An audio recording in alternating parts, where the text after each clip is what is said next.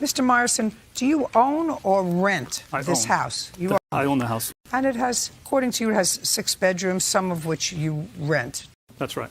When did the defendant move into one of the rooms? October 2014. When did she move out? Approximately July 2nd, 2015. According to you, and according to your complaint during the time that she was there, you loaned her a lot of money for a lot of different things. The aggregate, oh my God, is $5,000. She moved in October of 2014. Had you ever met her before moved in? When was the first time that you advanced her any money? She was arrested for DWI in approximately May 20th. That was the first time that I'd given her any money. That was May 20th of 2014. 2015. And so she was arrested for DUI and? And she called me from jail. She said that she needed to be bailed out. At first, I balked. I didn't want to give her any money. But she was crying, carrying on, literally begging me to get her out of there. She hated being in jail. She told me that she would give me the money back, pay it back as soon as possible. She said if I didn't help her, nobody else would.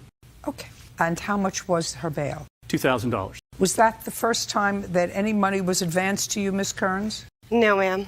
When was the first time that Mr. Myerson advanced you any money? I moved in October 2014. I was there a month, and he immediately started bugging me about my vehicle, telling me it was a death trap. I was doing... I don't want you to read from anything. I was... I want you to give that to Bird. Okay. Yes, ma'am. He immediately began bugging me about my 2004 Dodge Neon. He was telling me it was a death trap. He kept asking me if there was somebody that could buy me a car or would. I told him no. I'm 29 years old. I cannot go to mommy and daddy to buy me a car. I was on my way home one day. He called me and said I went to the bank and I got a $20,000 loan. Let's go get you a car.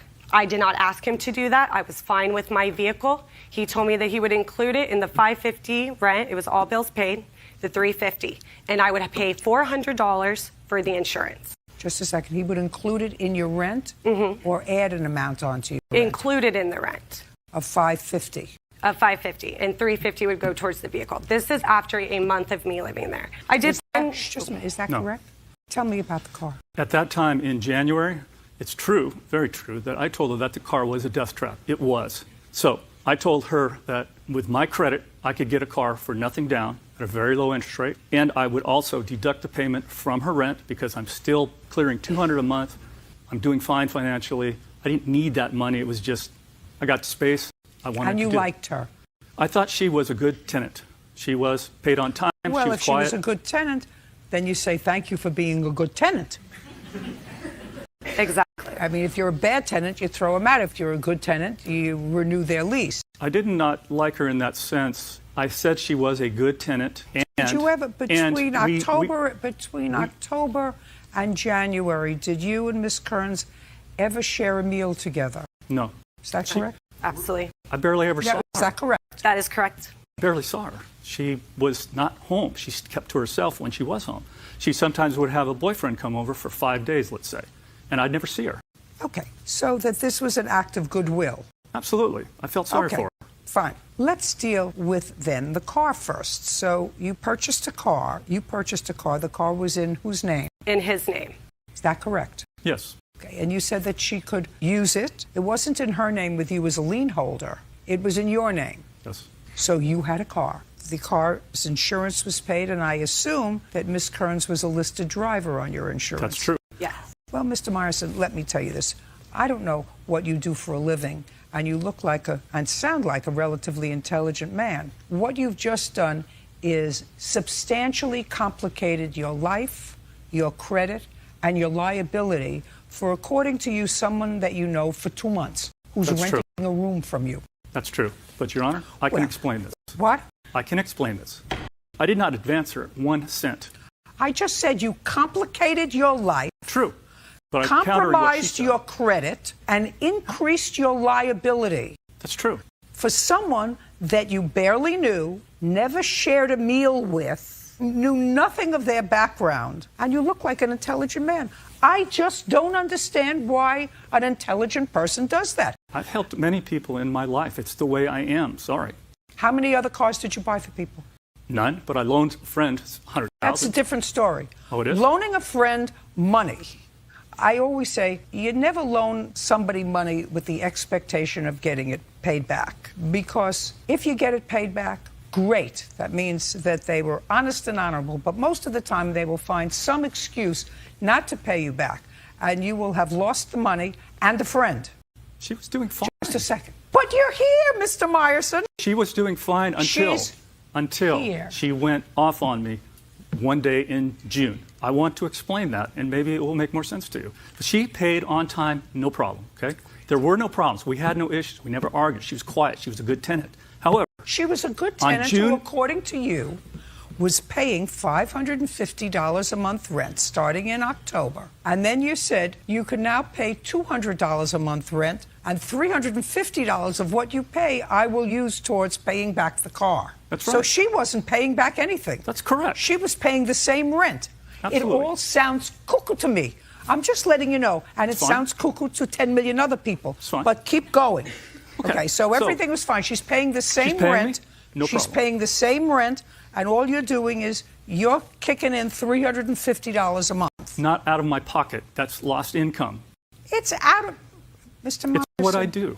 Sorry. Mr. Meyerson, you can argue with me from today till tomorrow, my friend. It sounds to a normal person cuckoo. That's fine. It's fine. Cuckoo. Fine. Okay, what kind of work do you do, Mr. Meyerson? I'm a computer programmer. Keep going. Okay. So on June 26th, she came home. This was the first crosswords we had ever had. She came in. She was drunk. She went straight for the refrigerator. Of what year? That's 2015. She went to the refrigerator, grabbed a beer can, poked a hole in it, started sucking down the beer, and then threw it on the ground. Beer was spraying everywhere. Then she proceeded to yell at me. The only thing I could make out of it was she said, "You're always picking on me." I was shocked. I didn't know what to do. I just said, "What's wrong?" She walks over to the garbage. She starts rummaging around, finds beer bottles, and starts throwing them at me. There's beer spraying everywhere. There's glass everywhere. Then she starts banging on the walls with the beer bottles. She's poking holes in the walls. I have pictures. This is ridiculous. And then I What called I the would police. like to see first, Mr. Meyerson, is the bail bondsman's receipt that you paid $2,000. You'd like to see the evidence?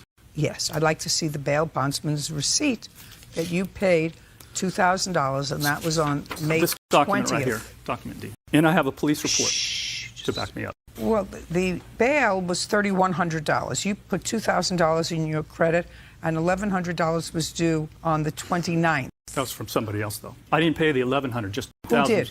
I don't know. I did. You paid the $1,100 that was due on the 29th. Yes. Okay, let me see the police report, Here's the police please. report. Backs up what I said. This is the June report of the incident where she was intoxicated. Absolutely. Okay, good. So we have $2,000 for bail. Explain, did she pay you back the $2,000 No. for bail? Go. Okay. So, No, I don't want to hear the whole story from the creation. I want to know why you didn't pay him back the $2,000 for bail. he told me. No, that not he told you. Called him and told him you were being held. I was being held. So that you had one phone call, Yes. and you didn't call your mommy or your daddy. No, I called. You an called attorney. him. No, ma'am. Who did you call? I called an attorney, and he three-wayed him. And And he agreed to do my PR bond for $2,000. I let him know that I had a debit card at my house where I lived with Randy, and I specified for Randy to take the $2,000 out of my account to pay the bond. great.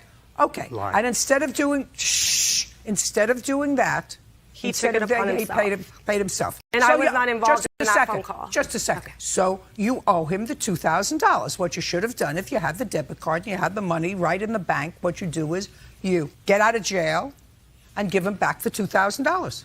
Yes, So ma'am. why didn't you do that? When I asked him when I needed to get it, he said, hold off. You have a lot to deal with. Get it to me when you can. Okay, now he wants it, $2,000. What else? What else, Mr. Meyerson?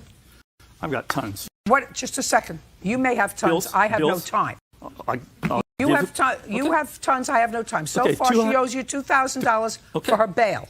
Car was impounded. That would be your She was problem. arrested for DWI. I don't care. Did you see the way I just said to you at the beginning of this process? You don't know somebody.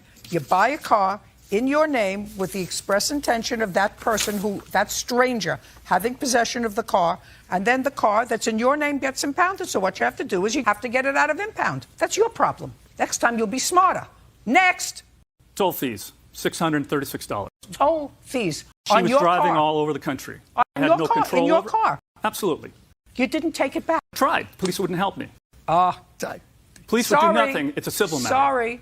Sorry. Car's in your name. She was living with you. Got toll fees. Take the car. Take the keys. Call the police. Say, that's my car. I want my car. What's next, Mr. Meyerson? Were after she left. What? You I should have booted taken her out after she assaulted me. Great. She took the car because. Just a minute. Report it stolen. I tried. They said you can't do that. Yes, you can. They told me I could not. Well, I'm sorry, sir. I'm sorry that you got a stupid policeman. I'm sorry that you got a stupid policeman. Then they're all stupid because I went to multiple police departments. I'm sorry that you got a stupid policeman. Next. Car payments I made between July of 2015 through now. I made payments of $3,100. She paid me a total of $1,450. That would be your problem. Then I've got nothing else to submit, Your Honor. You made an arrangement. I have nothing more to submit. Great. You made an arrangement with her that she didn't have to pay anything on the car, $550 for rent, and you would take out the $350, leaving you with $200. That was your arrangement with her. Then you had a fight, and she was drunk and disorderly, and you threw her out of the house. And as well you should have. Well, then she couldn't pay you the $550, the $350 for the car. That's why I said in October of 2014, when she moved in, and 8 weeks later, you obligated yourself to a total stranger to buy a car, put it in your name, give her the ability to drive around in it, unfettered, and make this fakakta arrangement with her rent for free. So she actually paid the same rent, and she not only had a roof over her head, but she had a new car and a roof over her head. Really, that's some deal. Well, that's what happens when you act like a jerk. Judgment for the plaintiff in the amount of $2,000. We're done. Ms. Koza, you didn't do what you were supposed to do because you allowed a romantic relationship to interfere with your good judgment, and you allowed Mr. Burns to use your credit when you were dating to buy a car and, according to you, a television set. You stopped dating. Mr. Burns took the car. He continued to pay for a period of time on both the credit card for the television set and for the car, and then, according to you, he stopped. In what month and year did you stop making payments on the credit card and the car? March 2012. And why did you stop making payments? I had to put a new transmission into the Subaru 3 months prior, and I used all my financial aid. I'm a full-time student. So I had to live off the money that I was making, so I didn't have the ability to pay the bill. So how many months delinquent were you? 30 days. The Best Buy was 60.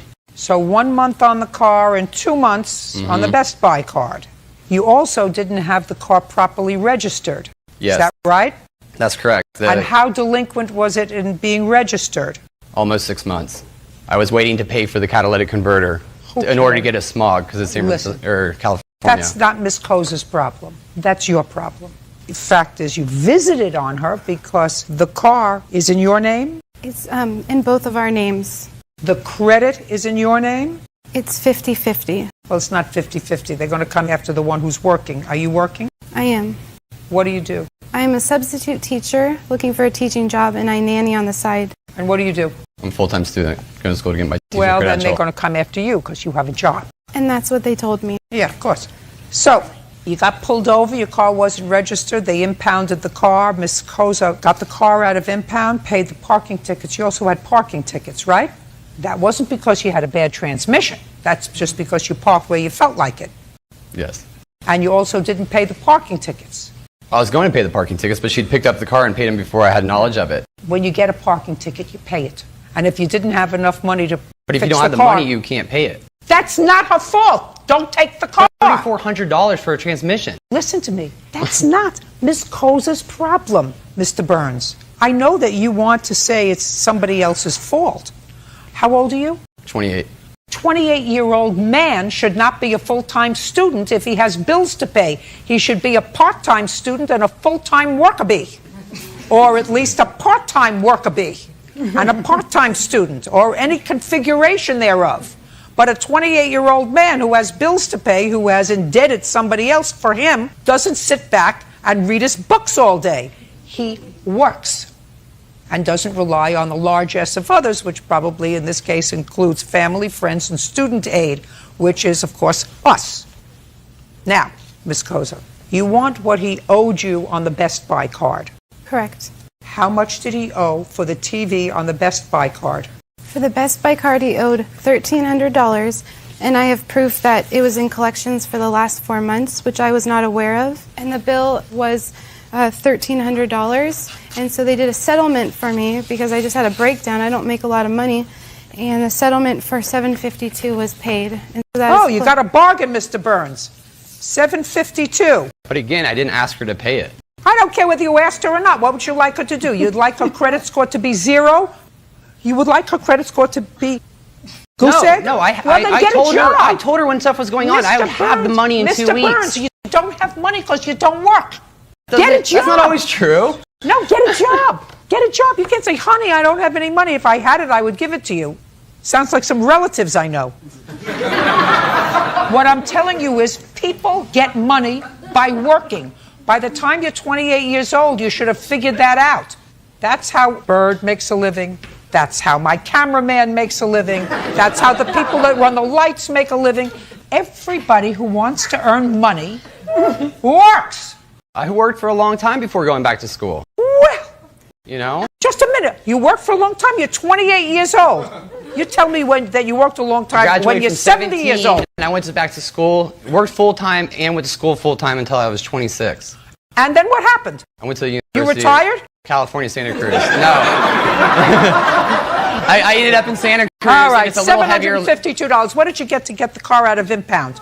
what I had to do to get the car out of Just impound. tell me how much you paid to get the car out of impound, including the parking A total of, to get it impounded, I had to do a number of steps, pay tickets, Just a registration. second. Give her this, please. All I want to know is Okay, I'm how sorry. much she paid to get the car out of impound.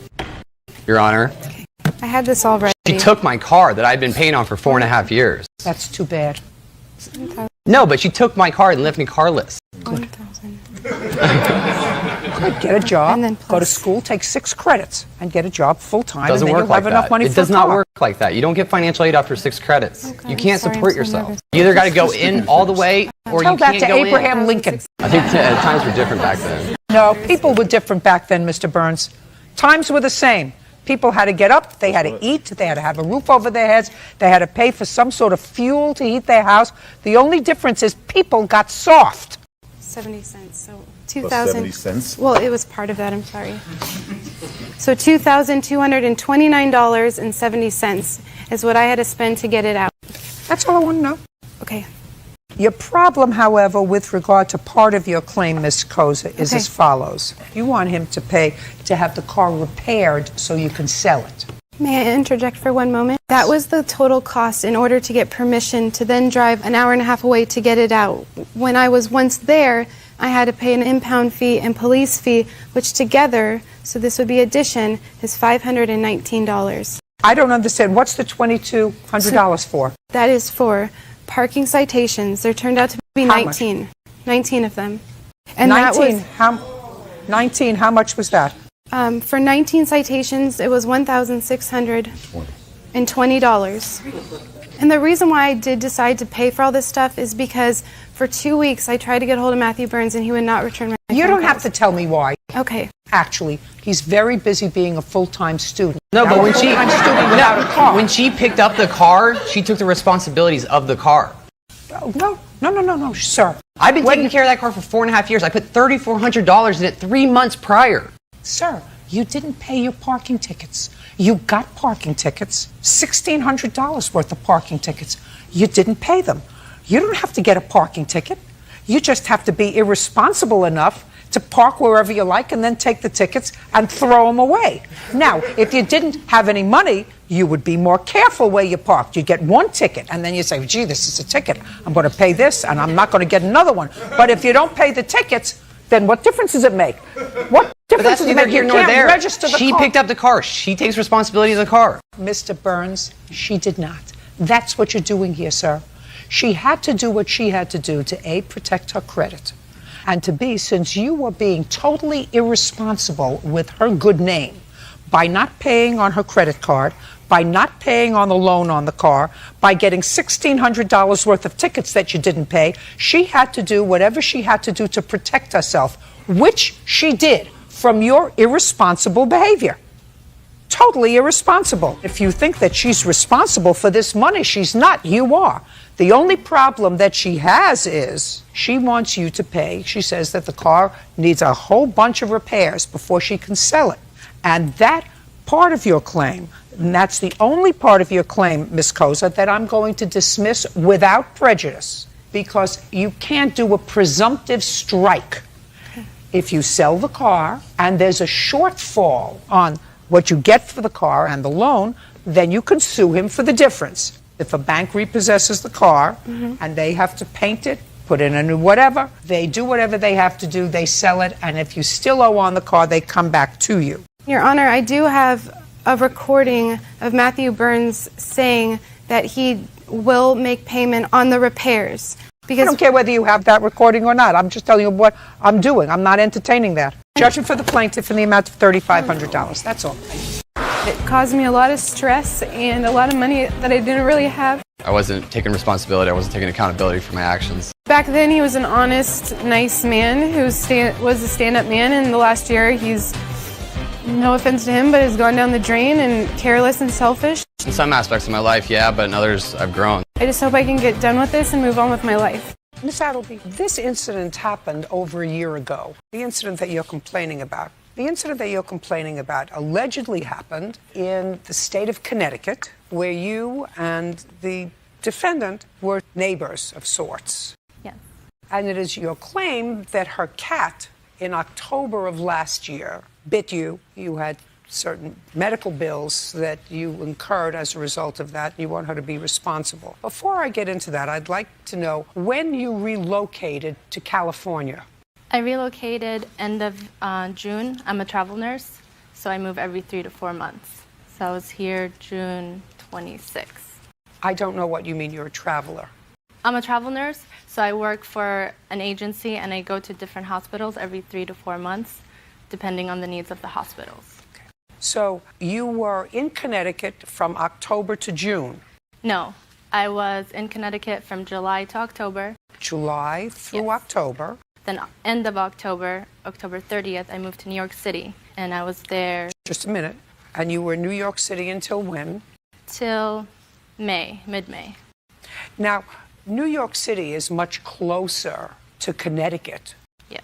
than is Los Angeles. So my first question for you would be, why did you choose to initiate this case when you moved to Los Angeles rather than for the time that you were in Connecticut and then close by in a state that touched the state where this happened, rather than waiting until you were thousands of miles away? Why did you choose to initiate this case when you moved to Los Angeles rather than for the time that you were in Connecticut? I didn't receive the bill till late April of 2016, and I was already planning to move to LA.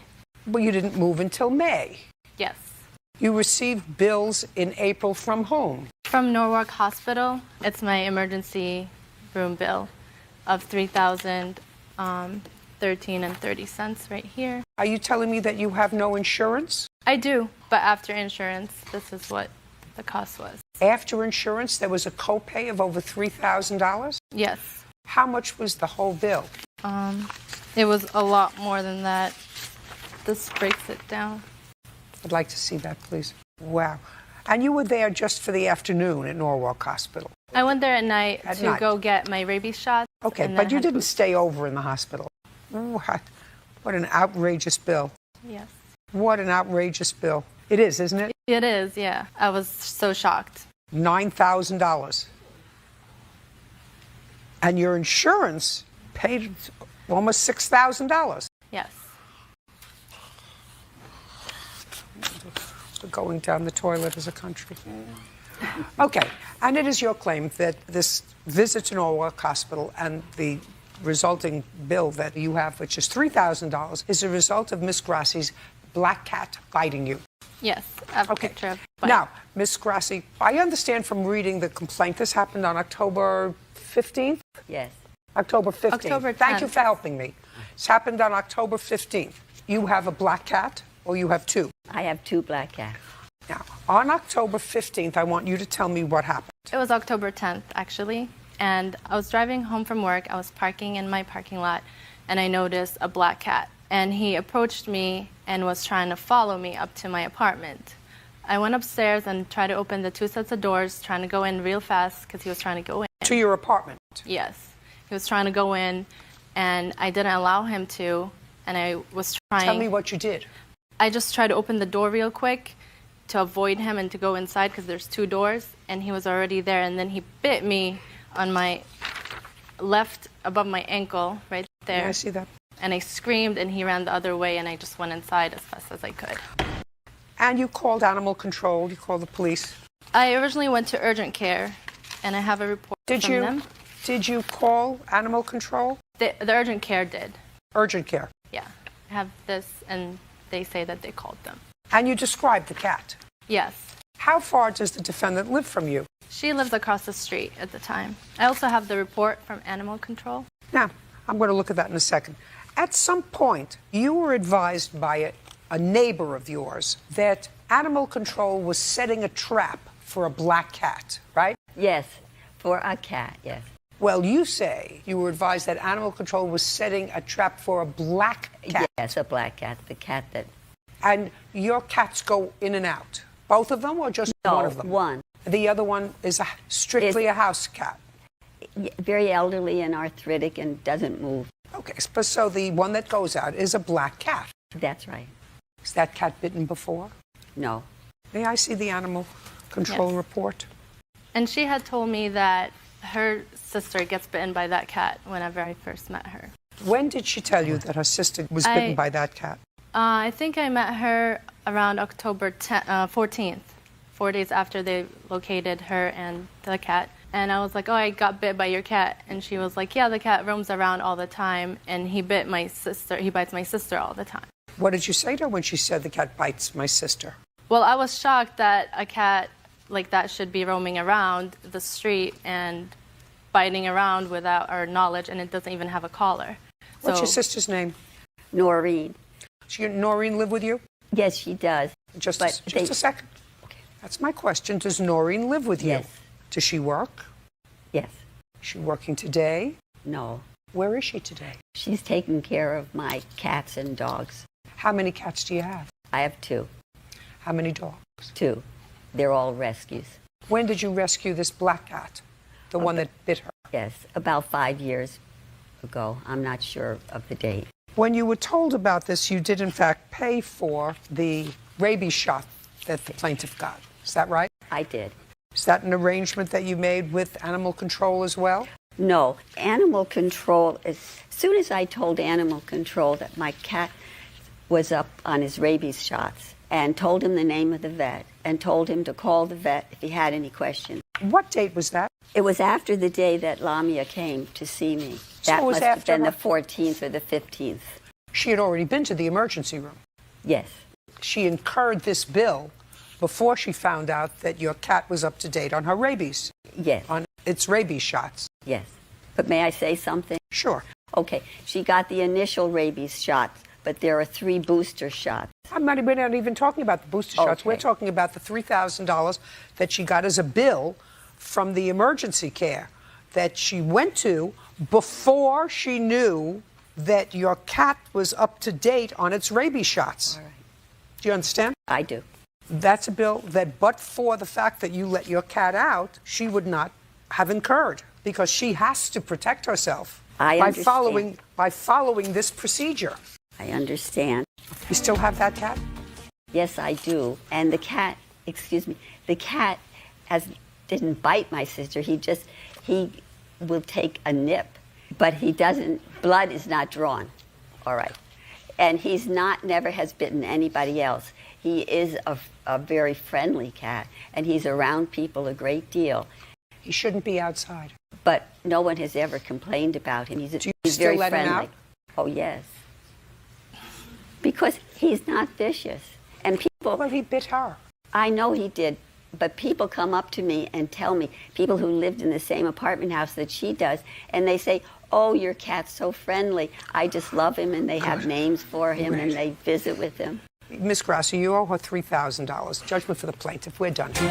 Miss Strasser had a litter of, and I don't know how often she... 3 litters a year, Your Honor. So you are a registered breeder of pug puppies? I am with the AKC, yes. AKC. My litters are. And you wanted a pug puppy. You purchased a pug puppy from her on what date? March 12th, 2016. Do you have a contract? No. Do you have a written contract? No, Did you have a contract? no. I Other give, than price? I give written instructions on how to follow up with medical care and Okay. what they've But there had. was no contract. No. Okay. How much was the puppy? $1,250. Is this the first time you've had a dog? Since I was a child, yes. So this is the first time you've really Yes. had a dog. How old was the puppy when you brought the puppy home? 10 weeks. Puppy had its first shot. Yes, he had. When was the next time you took the puppy to the vet? I believe it was on March 18th. And that was a wellness check. That's a Yes. smart thing to do. Right. And the vet found everything in order. Right. What's next? 5 months later, I emailed, Don't tell me what you emailed. 5 months later, you took the dog to the vet. well, first I emailed Miss Strasser. About what? I wanted a female pug. Toby was a male. Why did you want a female? He needed a friend, and I considered breeding. I didn't really want to breed it myself. I emailed her later and asked her if she would be willing to breed Toby and give me a female pug. Because I paid a lot of money for Toby, and I didn't really want to pay that much again. So, like as a stud fee, use Toby as a stud, and in payment for my stud fee, give me a puppy. And she said, She didn't answer me. okay, so what's next? Then Toby ate a Reese's peanut butter cup, and I was worried. Just a second. He ate chocolate. Yes. And you were concerned, so you took him to the vet. Yes. I took him Is to that the same vet that you took him to on March 18th? Yes. Same vet. Yes. And they kept him overnight for observation. Because somebody had given him, let him eat. He got on, I had a candy bowl on the table, and he got on the table. Okay. So they kept him overnight, and? And I picked him up, and they said, you know, he is cryptorchid. And I said, I don't know what that is. So they informed me that one of his testicles was... I'm letting you tell me this story, even though it's hearsay, because I assume someplace it's in the medical Yes. record. So they said to you that he has one testicle, or he has one testicle that had not come down yet? One that had not come down. Come down yet. I know. I've had lots of dogs. So? So they said I would have to have him neutered. I could not breed him. Well, they said to you it's a wise idea because those things can become infected, and the dog should have been neutered from the beginning. You should have had the dog neutered 5 months before. Well, he was only 10 weeks old 5 months before. When you got him, he was 10 weeks old. Yes. At what age can you have a puppy neutered? They say at 4 to 5 months. Okay, so you were a little late in the neutering process for him anyway. Well, I wanted to breed him. Well, that's ridiculous. This is the first time you've had a dog since you were a child. All of a sudden you want to become a dog breeder? No, I didn't want to be a dog breeder. I Okay. wanted to breed the dog so I could get a female dog. For what? Miss Strasser told Just a me minute, that... for what? Miss Strasser, What I did asked you Miss want a Strasser, female? Just a second. For what? I'm just trying to figure out. For what did you want a female dog? If you wanted company, you could get another male dog. Miss Strasser, in our emails back and forth, she said girl pugs get along better with boy pugs. I didn't know what I wanted. I said I want another pug. Okay. In any event, this is what your case is about. You think that she should give you back half your money, or all your money, or more than all your money. You paid $1,250. You're suing for $1,625 because you say, in addition to anything else, you want a partial refund for the dog and plus punitive damages for filing a false restraining order against you. Correct. So now you take the puppy to the vet and you have the puppy neutered, right? And at this time it's surgery, a little bit older. Puppy is about 8 months old now. It's September 16th, so... About 8 months. Puppy was 10 weeks old. This is 5 months later, so it's about 8 months old. You have the puppy neutered, and? So And you called her and said, I want part of my money back. Okay, and she said, I'm not giving you your money back. She texted me and She said, I'm not giving you your money back. She texted me and said she would give me my money back. Oh, she would? Yes. And then she didn't. She would give me half my money back, and then she said to bring the dog back to her. Just a second. She said, let me see the text. Do you have the texts? Yes, I do. I'd like to see both your versions. I offered her a full refund. She refused 4 times.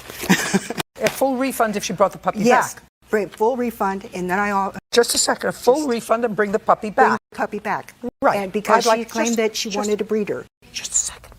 I just want to see your email where you offered her a full refund and said, I'll bring the puppy back. Bert, I'm going to take a look at hers while you're waiting there, please. Thank you. Why did you contact the Attorney General? The AKC website, I called them and they recommended that I file a That's complaint. ridiculous. They wouldn't do that. There's no way. Show me in writing where the AKC told you to contact the Attorney General. Consumer complaints, the Attorney General. I talked to a woman on the phone. I called the AKC twice. Okay. Ridiculous. Absolutely ridiculous. You don't want to return the puppy. You don't want to return the puppy. I mean, I've read the emails. You love the puppy. Your son loves the puppy. Yes. What are you doing here? Do you have nothing else in your life? You No, have a puppy that you love. You have a nice son. The puppy should have been neutered because you don't know anything about dog breeding. You had the dog neutered. They said, you know what, one of the testicles did not come down. I've had it with 2 male dogs. It makes the neutering process a little more painful for the dog because usually it's an easy process. Am I correct? Yes. See, and I'm a lawyer and I know that because I know it from experience. I never sued anybody because they sold me a dog and they were, believe me, it's expensive as this But one. I paid $1,250 for breeding rights. Show me. And if she was willing to give you back your money, which I have here, but she said, I'm giving you back your money, bring me back the dog. What am I not following with that? She wanted the dog back. That's absolutely right. She said, I will give you a full refund on the dog, just bring the dog back. Well, and then you can go and buy another dog from another breeder that you're happier with. But so what you wanted, so what you wanted was you wanted money back and the dog. Yes. Yeah. Nuts. And you called the Attorney General. Okay, so she got annoyed twice. Now, in addition to calling the Attorney General, you say she filed a false restraining order against you. So, Ms. Kaiser, you don't get any money. Okay. Unless you want to return the pug to Ms. Strasser. No, I just... Okay, fine, because she offered you that. And I will make that offer good to you today. But she offered me $625. Just a second. You can have all your money back and you give her back Toby. Okay. What's your pleasure? I'll keep the dog. Great. That's what you should have done in the beginning, not cut yourself all your panties in a twist. Why did you file a restraining order against her, Ms. Strasser? Because after she kept filing more and more papers with the Attorney General, and I had to respond to all of this, and it was driving me crazy. Plus, I had people coming to my property claiming they were lost. No, just a second. Is what you're telling me you filed a restraining order because she was filing complaints? No, not necessarily. It was mostly the people coming on my property, and she was there once. And I'm not believing that, Ms. Strasser. I did not take pictures. I don't. That. People coming onto your property, strangers coming. I live in a very rural area. It's not likely they're lost. Ms. Strasser, listen to me. There's a word called Strasser. It has nothing to do with Strasser. It's a Yiddish term for you giving somebody the business. You're strassering them. And I'm telling you exactly what you did. You were annoyed that she was filing reports with the Attorney General. You said, I'm going to get her. I'm going to file for a restraining order. She's going to have to now travel. That's what you did. Because that's abusing the court. That's a no-no. She was the only one that I had any problem with. I've had numerous puppies. You're and no one absolutely ever. right. Her reaction was nutty. It wasn't her reaction. It was the people coming on my property, and I didn't understand it. It was the only person that could have possibly had a complaint. Listen, that's a giant leap, and you know it. And that's why they threw out your restraining order application, right? I didn't have pictures. No, they threw it out because you had no case. And the reason you had no case is because you filed it because she was driving you crazy with filing complaints with the Attorney General that you had to respond to. And you said, okay, 2 can play at this game. I'm telling you, I know what happened. It was the wrong thing to do. I also think it was the wrong thing to do to contact the Attorney General's office. But the AKC website, honestly, listen, I wouldn't know the to contact AKC you. is not like the Wizard of Oz. It's not like a giant thing that has a voice. I realize that. Behind a machine. I realize and if you have a document for me to look at that says that some person, some human being at the AKC, when you told them this story, that the breeder offered you your money back, you declined because she also wanted the dog back. And they said, call the Attorney General. The lady. You tell me. That I don't have proof. But you don't have proof that they said, because nobody would say that to you. They said, well, the breeder said, Yes. even after Yes, they all did. this time, she'll give you your money back. You're not happy? Give you your money back. Go buy another pug. She'll take the pug back. She's got, according to her, 9 pugs in the house. She'll take this one back and have 10. You don't want to do that. The Attorney General, you're ridiculous. Your case is dismissed. So's your counterclaim. We're done.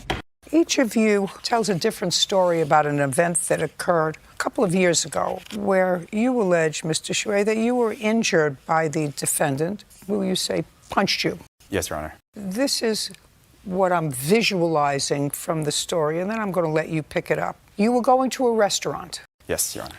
What kind of restaurant? It was a breakfast brunch cafe Where? In what city? in San Mateo, California. Who were you there with? My father, my brother, my mother, my aunt, and my uncle. How many people were you? 6 people total, including me. And the restaurant was busy. Yes. So according to what I read, you were waiting outside. Yes, that's correct. Were there other people also waiting outside for a table? Yes, about 15 to 20 people. What time of the day was it? It was around noontime. And what day of the week? It was Sunday. You remember the date? It was the 20th of December, 2015. And you decided that you had to use the restroom. Yes, that's correct. So you were going into the restaurant. Correct. Mr. Pogue and his family had been having brunch and were finished. Is that right, sir? Yes, ma'am, that's correct. And who were you with? I was with my wife and our 2 sons, Isaiah and Alan. How old are they? They are 8 and 9 years old. And you got up to leave, you paid your bill, and according to what I read, pretty consistent on both sides, you were holding the door open for your wife. That's correct, So Your that Honor. she and the children could leave. Right. And the appropriate thing is for you to wait until he's not holding the door for you. He's holding the door for his wife, to wait until his wife and children leave, then take the door from him and go in, right? That's not what you did. What you did was scoot past them to go into the restaurant. Not a tragedy, rude. Sure. And that's what he said to you. Correct. He said, according to you, that was rude. Is that what he said? Yes, Your Honor. And what did you say? I said, I'm not rude, you're rude. Well, so then you were wrong, because I'm telling you, you were rude. Your Honor, he was taking a long time when he opened the door. His wife was nowhere near the door. And because he was taking a prolonged period of time, I decided to squeeze in first. You were rude. Maybe so. Right. And he called you out on it. He said you were rude. Even if you think that his wife was taking too long, you were still wrong because he wasn't rude. You think him telling you that you were rude was why he was rude? Yes, I felt like the tone, the voice that he said that in. You didn't like his tone? No. Did you grow up in California? Yes. They talk an awful lot about tones and feelings here in California. Sure do. Feelings are hurt right there. You grow up in Brooklyn, you're not so interested in your feelings. You're interested in getting across the street. Sure.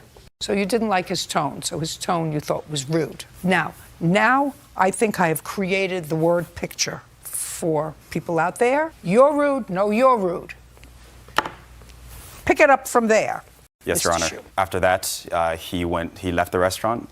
I went to the bathroom as I had planned to do, and I washed my hands. I used the toilet, and then I headed back out to. In that order? No, not in that order, Your Honor. Toilet first, then the sink, and then I left. I'm just curious. I mean, it wouldn't be terrible, but I. And then I went to go meet my family, who was outside. And as I was leaving the restaurant, right as I approached the front door, I saw Mr. Pogue come into the restaurant with a different outfit than I had first seen him in. And he said, "Hey, do you want to fight me? You want to challenge, tough guy?" No. And then I told him to back up because he was trying to get in my face. You know, he was. Okay, and this conversation is taking place in the restaurant, outside the restaurant? It was immediately inside the restaurant, right inside the doorway. Is there a vestibule? No. So it's right at the door, but you're inside the restaurant. Okay, is the door open or closed? Closed. Keep going. And then I told Mr. Pogue to back up. I said, "Hey, back up, back up, don't touch me," because he was getting really close to me. So he got very close to you. Yes. And I asked him to back up. You told me that already. Yes. And And he did back up, and he turned around to leave the restaurant. And right as he stepped foot outside the restaurant, I had also stepped foot outside the restaurant, and the door closed behind us. And then Mr. Pogue suddenly turned around, and he said, "Hey, tough guy." And then he hit me in the mouth with a closed fist. Okay. So when you said, "Hey, get away from me," who exited the restaurant first? Mr. Pogue did. Okay. And you were going outside to see your family. Correct. Now you have a nut whose family is gone. He went to the car, changed his outfit. Correct. To come back into the restaurant, you think, to look for you. Yes. Right? Yes. And now you're both standing at the door, and you say he's in your face, but his back is to the door, right? And he was moving closer to you because you say he was in your face. Correct. And you say to him, so now you see this nut is sort of confronting you, Mr. Shu, and you say, "Get away from me, you're in my face, you're in my space." So Mr. Pogue has to turn around, so now he's facing the door, and he goes out the door. Correct. An intelligent young man would say, "You know what, I'm going to stay in here for a minute and let him leave." That's what an intelligent young man would do. Would say, "Well, because I haven't started with him yet. I have somebody who's aggressive, who clearly came back looking for trouble. It appears that I have averted trouble because he's leaving. I don't think I'm going to go right back to join my family. The table wasn't ready. They weren't giving it to somebody else." Right. So what did you go outside for? I didn't think that there would be further You didn't aggression. think? No. You weren't thinking all morning. You weren't thinking. You weren't thinking when you scooted in, when he was holding the door. You weren't thinking when this nut job who went to his car, changed his clothes, came back looking for a fight. You said, "You want to fight me?" And he said, "Nah, I'm leaving." And he turns around and leaves, and you follow him right outside. Well, Your Honor, the entire confrontation happened so quickly, I didn't have time to think. Okay. And he punched you. Yes. In the face. Yes. And this case dragged on in the criminal court for 2 years. And were there ever any charges filed? Yes, 2 misdemeanor charges were filed, but they were dismissed due to lack of evidence. They were dismissed. Okay, and that's why you're here now 2 years later, because you want some financial compensation for being hit. Yes, Your Honor. Mr. Pogue, you want to tell me your version of the events? Absolutely, I do, Your Honor. So the initial contact. The initial contact we understand. Right. You're holding the door for your wife. Right. Mister, I can't wait to go to the bathroom. Right. He walks Scoots through my in. wife. He actually physically walks through her. It's not Well, like he didn't she was. walk through her. He did. He can't walk through your wife. She's not an invisible person. He can't Well, walk through your wife. in terms but he of walked physically, around her. In her space. He actually touched her. I got Okay. exactly what he did. Okay. I got to say, he was being stupid. It usually requires nothing more than a look. When somebody does that to me, if I'm holding the door Right. for one of my grandchildren and Right. some idiot scoots in and doesn't let that child go, I Right. look at him like this. Idiot. Yeah. Well, I said it in terms of you're rude, and he got That close was enough to actually my face. nicer than I would have done. It wasn't. He was aggressive. He got in my face close enough to spit in my face and tell me that I'm rude. Okay. Okay. So No, at this point, what he said, no, you're rude. exactly I got exactly. Right. I got exactly what happened. with the spit and I got the exactly physical. what happened. Okay. So I get my family to the car. I put on a jacket and I walk back in the restaurant. Forward. There we go, Mr. Pogue. Now that's your problem. That is a problem, only to confront him about, not physically, to tell him, to reiterate with him that he was rude for what he did. Mr. Pogue, unnecessary. You agree? I agree. And let me tell you who else told you it was unnecessary. She did, because you go to the car, you put her in the car with your 2 children. Did you tell him, forget it, let it go? No. That's what I'm asking you. That's either a yes or a no. Did you tell him, forget it, let it go? Yes. Stand up for 1 minute. I'm not trying to put you in difficult circumstance. Were you annoyed that he left you and the boys in the car while he went back to confront this guy? Well, the problem is that the car was right there, like 5 steps To get off, from the door. So it was really fast. He just went there, opened the door for me again in the car, and then he went back in. How could somebody so polite? You know, I've been married for 40 years. I've been opening car doors for myself for 40 years. You have somebody who holds the door open for you? He's a good husband. Right? Yes. And opens the car door for you? Yes. So from where you were sitting in the car, you could see what was going on? Well, you know, That's either a yes or a no. to tell you the truth, no. Good. Because That's all. I know. I want you to lie to me. Now, you put on a jacket to go and confront him. Not to confront him, Your Honor, to tell him that he was Just a reiterate that he was rude again. I think that the word you used before was to confront him, to reiterate that he was rude. Right. Confront doesn't always mean physically. I didn't say it was physical. Okay. Keep going. So Yeah. I walked in the restaurant. The young man was standing inside the door, obviously waiting for his table. He was not walking out the door. I walked up to him. I told him he was rude again. Again, he approached me in my face, backed me out the door. I told him to take his hands off me. He's Just a close second, enough. when he backed you out the door, Right. where were his hands? On my body. Where on your body? On my torso. He's leaning over me. This kid stands 6'3". He's leaning over me. He backed me up 10, 15 feet out the door. Told him again to take his hands off me. At that point, he didn't. He kept coming forward. Okay. I did not punch him. I struck him with a forearm. That's how Whether you close punched he was him or to not, me. if he put his hands on you first, then he deserved whatever he got. Do you understand? Yes, of course. Did you put your hands on him is my question. Absolutely not. I'd like to see the police report. Sure. Here's the police report. Okay. Did you have a medical bill, Mr. Shue? Yes, Your Honor. I'd like to take a look at it. Sure. Your Honor, if I could explain the bill. As a result of the attack and the punch to my face, I was wearing braces at the time. And I know, the police officer noticed a small scratch inside your cheek. actually, I have photos that show the laceration, and the laceration was I'd like to see it. not what I would describe as small. I suppose that depends upon whether it's happened to you or somebody else. Sure. This is your problem, Mr. Pogue. Your problem is it was all over. I read the police report. Have you read it? I have not had a chance to read it. They Well, wouldn't I'd allow like me you to have read it. There was a person who was there, who was a witness, who was interviewed by the police.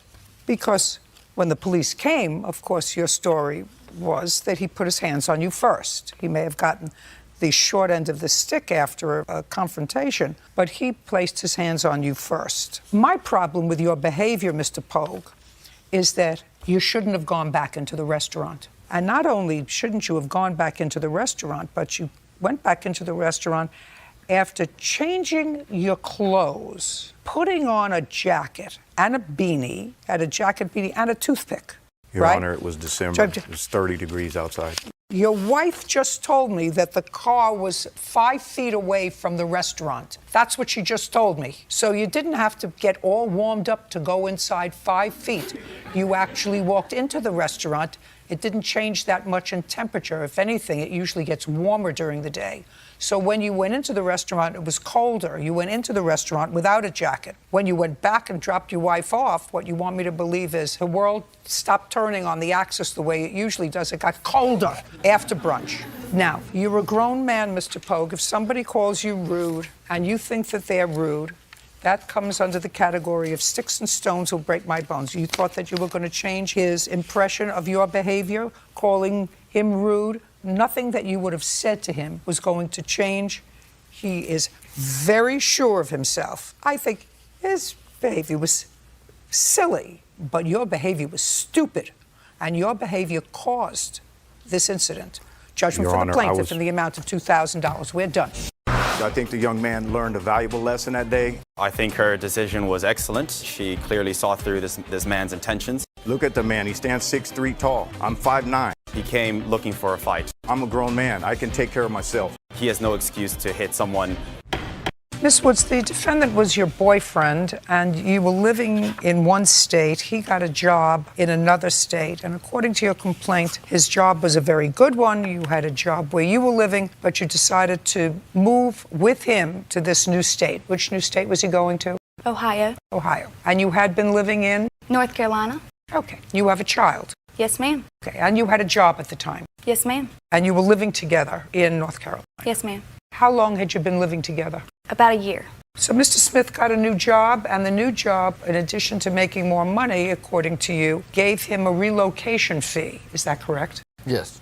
That's correct. How much was the relocation fee? $5,000. And when did you get that? About 4 days after we moved in. It is your claim two things. A, that you signed a lease with him together when you moved in. That whole thing didn't last very long. Correct. You left and just were notified that you stuck with the lease, so you want him to be responsible for that. And you also claim that you paid for the moving costs with his assurance that when he got the moving bonus that he would reimburse you. That's your claim. Yes, ma'am. When did you move? In what month? October 31st. When did your new job start, Mr. Smith? October 31st. It was on a Monday. And how much did the move cost you? $550. And how much of that $550, Mr. Smith, did you pay? When we moved, it wasn't something that I should reimburse. We made the decision to move together. No, that's not what I'm asking you. That wasn't my question. My question is, if the move cost $500, I assume you have bills for that? Yes, ma'am. The move cost $550. My question is, how much of that did you pay? Oh, we paid out of pocket for each. What does that mean? It's not something that she paid for alone. Well, I'd like to see your bills for the move. Yes, ma'am.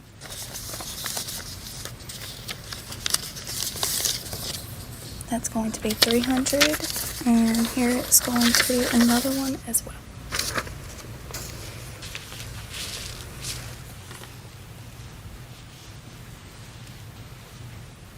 What's point of sale debit? What does that mean? It is under there. It's the Havenwood Townhomes. I paid the $300 deposit down on the place before we actually moved. They took out $100 to start off, and once we got approved, they took out another $200. That was the money my mother had loaned me for the U-Haul, and I had paid her back. And it was in our agreement that he would pay me back for the both when he got the $5,000, which he did not get back 4 days after we moved. It was That's for the lease. the deposit for the lease, yes, ma'am. And what was the other $250 for? We didn't agree for me to pay her back. You moved October 31st. When did you move home?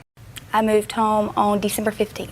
So you were there 6 weeks. Yes, ma'am. Now, what did you do with the $5,000 moving expenses? After taxes, it was around $3,000. I used that to pay the bills, first month's rent, everything. Okay. Help with appliances. And Just a second. Yes. You did that to pay first month's rent. Right. Did you pay any part of the rent the first month? Our first month's rent was free. We did not have to pay anything because we had moved at the last of the month. We did not have to pay anything until December. So it went to pay December's rent, but you already started working October 31st. Yes. According to you. That was my first day. It was just Well, that's okay. You paid October 31st. How often do you get paid in this job? Every 2 weeks? every 2 weeks. So that you got 2 paychecks. Listen to me carefully. You got 2 paychecks by the time December's rent floated around. I'm asking you what you did with the $5,000. I got the $3,000 after taxes on that Thursday. Used that money to catch up the bills that I were behind. Which one? Paid my truck payment. Your truck. What else? I have a loan payment I paid for. A loan. Your loan. For what? There's a bank loan that I owed the bank a few years ago. What else? That's all I paid for myself. And then we went out, I bought, washer and dryer. Where is the washer and dryer? I sold it after she left. What else? I paid for get the lights switched over, the main bills that we needed to get moved in. So far, he owes you $550. Now, you want to tell me why you left on December 15th? Yes, ma'am. It had all started, he was working nights, and every day when he got up, he was really antsy and ill. And I had asked him to get up. I did not have a vehicle at the time. I said, we have stuff that we need to do. And we got into an argument about it. And I said, well, if you could pay me back the money that you owed me originally, I could be able to, get me a vehicle so that I could go and not have to wake you up in the afternoons. But I have a child, and she has places and things that she needs to do as well. And he said, well, I told you that I'm going to pay you back the money, but it's going to be a couple paychecks because I paid off what I had to pay off, and I don't have any money to give you. She don't even have a license. She don't have a license. She may not have a license, but that doesn't mean the argument didn't happen. Right. I have a text message stating right here that he had told me to pack my stuff and get out. And since I did not have a license or a car, I had arranged for a lady that I knew personally for years to come pick me up.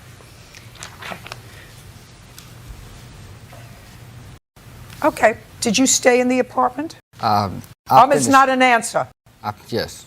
I finished out December, and then I moved out right after she had left. Why? Because I couldn't really afford the place by myself. Well, she wasn't working when she came out there. You were working. Yes, but she had got a job when we got out there. You know, I was working 12-hour nights, you know, and she was supposed to get bartend or serve on nights that I was off. And most mornings when I got off work at 7, I get home by 7:30. She had a job to be at 11. Well, you told her to leave. We got in arguments. We was on and off for a year and a half. I understand that, but you told her to pack up and leave. We say things we don't mean when we're mad. Well, sometimes you mean them, sometimes you don't. Are you working now? Yes. Good. Where do you work? Same place, plastic packaging. That's fine. And are you working? Yes, ma'am. Well, then I assume the landlord will garnish both of your wages. If he didn't re-rent the property, did he or she re-rent the property? I'm sure they have. I'm not sure about that. I have tried to contact the place a couple times. They won't return any phone calls. I can't help you with that. You signed a lease. You're responsible for the lease. He didn't stay there either. The two of you left. It was the idea that between the two of you, you would have enough income to support that apartment. I can't help you with that, but I can help you with the $550, which I believe he agreed to pay you back from his $5,000 moving bonus. Well, the moving expenses, truck fees, etc., that amounts to the $550. Is that correct? Yes, the moving truck and the... Okay. Judgment for the plaintiff in the amount of $550. We're done. Mr. and Mrs. Purcell, you purchased a lottery ticket. Correct. Where did you purchase it? A bar next to our home. And where is that? In Sandy, Oregon. When did you purchase it? February 20th, 2016. How much did you pay for the lottery ticket and what were the prizes? We paid $20 for 20 games. It was an 8-spot Keno ticket. Have you played this particular lottery before? And it's an Oregon lottery. Yes, and yes, we have. Did you ever win before? Yes. And prior to this ticket, how much had you won before? We won one for $600 once. And that's the only time? No, we've won a couple for about that amount. A couple for $600. So it more than paid for itself? Yes. I assume. That's Yes. why you keep playing. Lucky people. Yeah, we've lost a few too. Hmm? We've lost a few too. I can imagine. People usually only talk about their wins. Absolutely. So you bought this lottery ticket and lo and behold, you won. How much did you win? $1,750. And you found out that you won how? Well, my husband went and checked the Did You Win machine, and it said, "You're a winner. Please see your retailer." So he brought it up to the bartender, who is our witness, Tria, and she scanned the ticket. Now, if you win over $600, it doesn't tell you immediately how much you won. You have to go back and check the numbers, and then you can find out how much you won. But we had hit 7 out of the 8 numbers, and that paid $1,750. What did you do next? Celebrated. And then the next day, I went and got a claim form, which you can get right there at the saloon. And I brought it home, and Dave, my husband, filled it out the next day. Listing your name, your address? It was in my name. He put the claim form in my name. He even took a picture of the ticket. Okay. We put it in the claim form and sent it out the next day. And you have a picture of the ticket? Yes. Correct. And then what do? They send you a check? Yeah, you send it into Salem, Oregon, and it usually takes about 3 days to get it back. And it didn't come back? And it didn't come back. And you began investigating. And you had the picture of the ticket with the numbers. Yeah, we waited the 2 weeks that they tell you to wait. On the 15th day, I called down there to Lottery and gave her my last name and the numbers. I said, we didn't receive our money. Well, they didn't have any of our information. So I told Dave, someone claimed our ticket. Somebody stole our ticket. So that's when I put in a public records request through the Lottery and received his information. Okay, and that's how we get to the defendant who cashed your lottery ticket. Correct. Okay. First, I'd like to see a photo of the ticket. He has it on his phone that is actually date stamped. I have a picture of it here, but if you'd like to see it with the date on it, I would. That's the picture of the ticket, and then he has it on his phone also.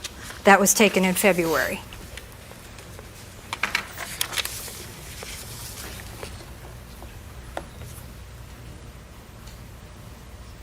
Got it. Okay. We also have our claim form. You'd like to see that? I would. As a matter of fact, I'd like to have it up here.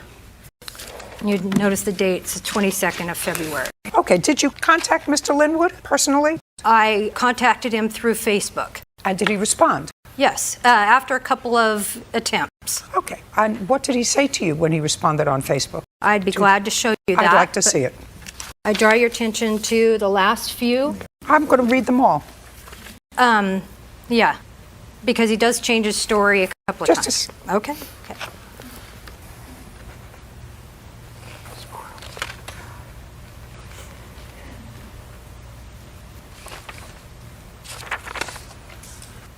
What do you do for a living, Mr. Linwood? I drive forklift, I do retail, and I do warehouse work. Let's try to get one cogent story, sir. Okay. On what date did this lottery ticket come into your possession? It had to have been February 27th or probably the beginning of March. And how did it come into your possession? Came into my possession, my father-in-law at the time, he contacted me one morning saying, hey, I won a lottery ticket of $1,750. I said, oh, wow, that's awesome. He said, well, could you help me out? It's unsigned. Can you turn it in for me? Because if I turn it in, I'm afraid that child support will take most of it. And I said, yeah, sure. Stand up. What do you do for a living? I'm a well driller. What's your last name? Richard. On what date did this lottery ticket come into your possession? It was on a Friday night. I was at a bar called the Country Corral. You go to the bar often? No, I played video poker that night. Is this bar near to where you live? Close, yes. You never know where I'm going to be going, Mr. Richard. Right. Do you understand? I got you. So it's close to where you live, and you've lived at this address for how long? Probably 2 months at the time. Why 2 months? Because I relocated. With whom did you relocate? My daughter and my son-in-law.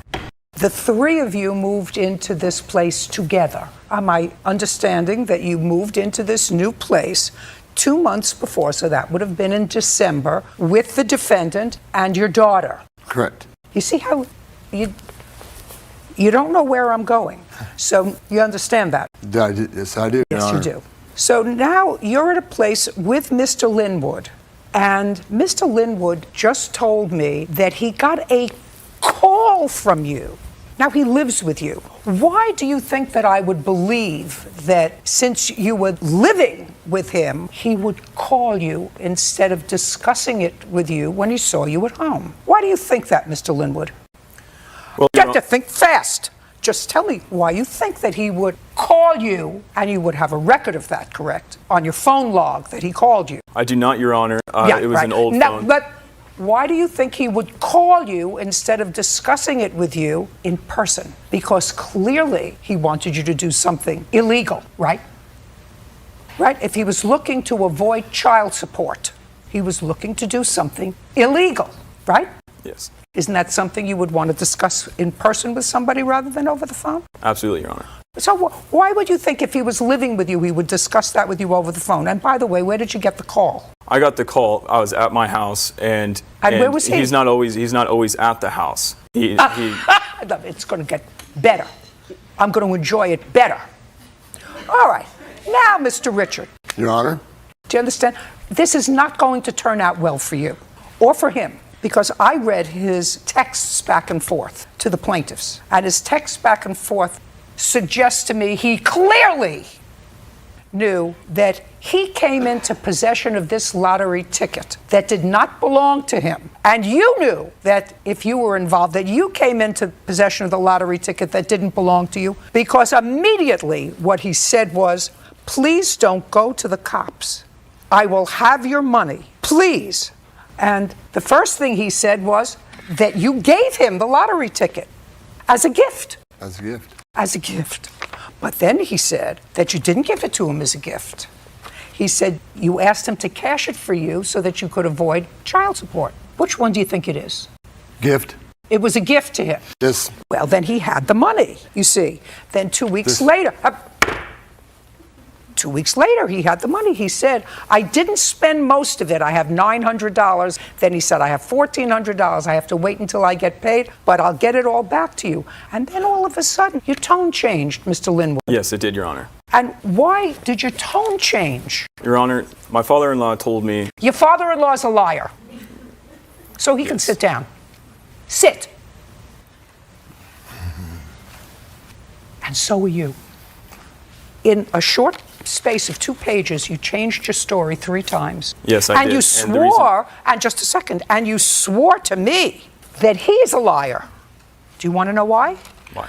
Because he just said to me that it was a gift to you. And your answer says he asked me to cash the lottery ticket for him, and this is a sworn deposition, because at the time he owed back child support, and he was afraid that his winnings would be taken away from him. Now, he just swore to me that he made this lottery ticket gift as a gift to you. It was not a gift, Your Honor. Well, so then you just called him a liar. So he's a liar. Yes. That's what I said. That's why I told him to sit down. You see, and you came together. And you two are so stupid you can't even get your stories together. You slept in the same hotel room last night and you can't get your stories together. They ought to give a prize for stupid. Judgment for the plaintiff in the amount of $1,750. We're done. I bought the car in May of 2017. How much did you pay for it? $14,000. Did you have a note on the car or Yes, did you ma'am. pay cash? So if you had a note on the car, then, Miss Giles, you had to have insurance, full insurance on the car, correct? Yes, of ma'am. course, you had to have insurance. And your car was stolen. Yes, ma'am. Did you report it stolen to the police? Yes, ma'am. And did you collect on the insurance? No, ma'am, I did not. Why not? The transmission went out in the car, and I wasn't driving it, so I did not pay the insurance. So you didn't pay the insurance? Yes, ma'am. That's a big problem. You had a contract to pay the insurance, right? So somebody gave you $14,000. How much did you put down on the car, Miss Giles? I put down $1,000. And so you took out a loan for $13,000. Did you pay off that loan? No, ma'am. And you didn't have insurance? I had insurance. But then you didn't have insurance while you were supposed to have insurance. Yes, ma'am. So you stiffed the bank. I'm still paying on the car note. Show me. I want to see that you're still paying on the car note. $13,000, because that would be very interesting to me if you're still paying on the car note of a car that you don't have, and all you're suing the defendant for is $700 and then $900. And the other is for punitive damages for losing my car.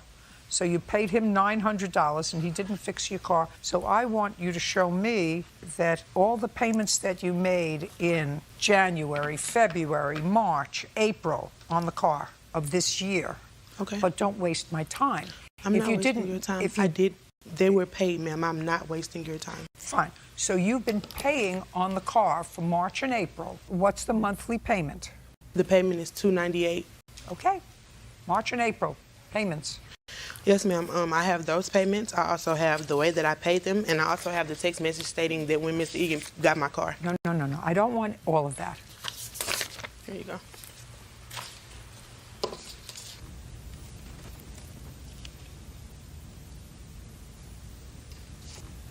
This tells me nothing. That is the payment. That tells me nothing. Your car payment, is, according to you, is $298. That's your car payment. Yes, ma'am. I want you to circle on here your car payment for February and March. Okay. Return that. I don't want that piece of paper. That's nonsense.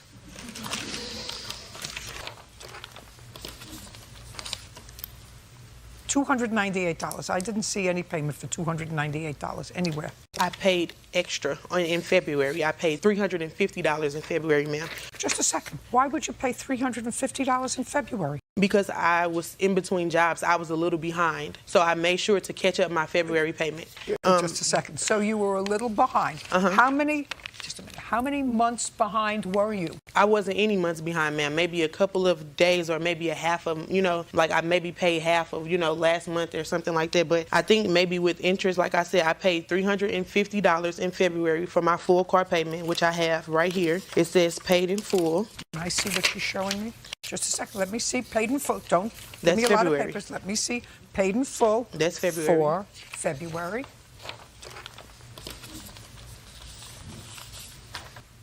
Well, the total amount due February 1st, according to this, was $773.89. That's on February 1st. And on February 9th, you paid, according to this, $350. On total amount due, $773.89. That's what this says. Now you can show me this same thing from March. So far, you're at least a month behind. That's what this says. I have my full payment history right here, and it's not sent. Miss Giles, you just handed me this thing that says... That was from a statement that they gave me in February. That says $733. that was due and owing. You made a payment to them of $350 on February 9th. Then sometime in February, the car's transmission, according to you, when did the car's transmission go? In March, ma'am. I just tried to show Just a you. second. In March, the transmission went. Now you're going to show me March's payment. I have March's payment. Yes, ma'am. When my transmission went out, ma'am, I spoke with the bank. The bank told me that I could pay them. Don't tell me what the bank told you, Ms. Giles. This is your problem with me. Your problem with me is that right now you don't, according to you and according to the defendant, nobody knows where your car is. My car just came up missing last Monday, ma'am. If your car came up missing last Monday, it's very possible that it got repossessed It by did the not bank. get repossessed, ma'am. I'm trying to explain to you what happened, ma'am. In March, I spoke with my bank because my transmission stopped working the beginning days of March. I spoke with my bank, ma'am. Just said, you're not, Ms. Giles, you're not going to tell me what the bank said to you. I You haven't- showed me. I can show you, ma'am. I can show you. I have paperwork and documents. I was granted an extension if I paid. Just a second. Show me where the bank granted you an extension in March. Yes, ma'am. I have it right here. Yes, ma'am. Just show me where the bank granted It's you. all an- right here. No, Yes, ma'am. don't give me a lot of papers. It's not. It's not a lot. It's not a lot. Show me the paper where the bank granted you an extension in March. Here you go. It shows right here. Good.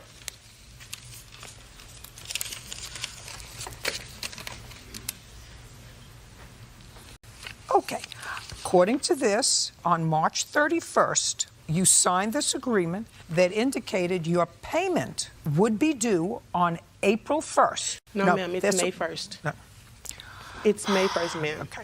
That Let April me read was this the to you. month. that Please was- be advised that this agreement will be revoked and null and void if you fail to sign and return this agreement by February 12th. The contract will be extended and your regular payment will be due on April 1st, 2018, provided you sign this agreement and return it. The agreement was sent to you on March 29th. Following that payment, your next regular payment due is 4/1/2018, and every month thereafter until your new maturity date, which will be August 1st, 2023. That's what it says. That's not what I was told. Well, That's not what they just told me upstairs when I called.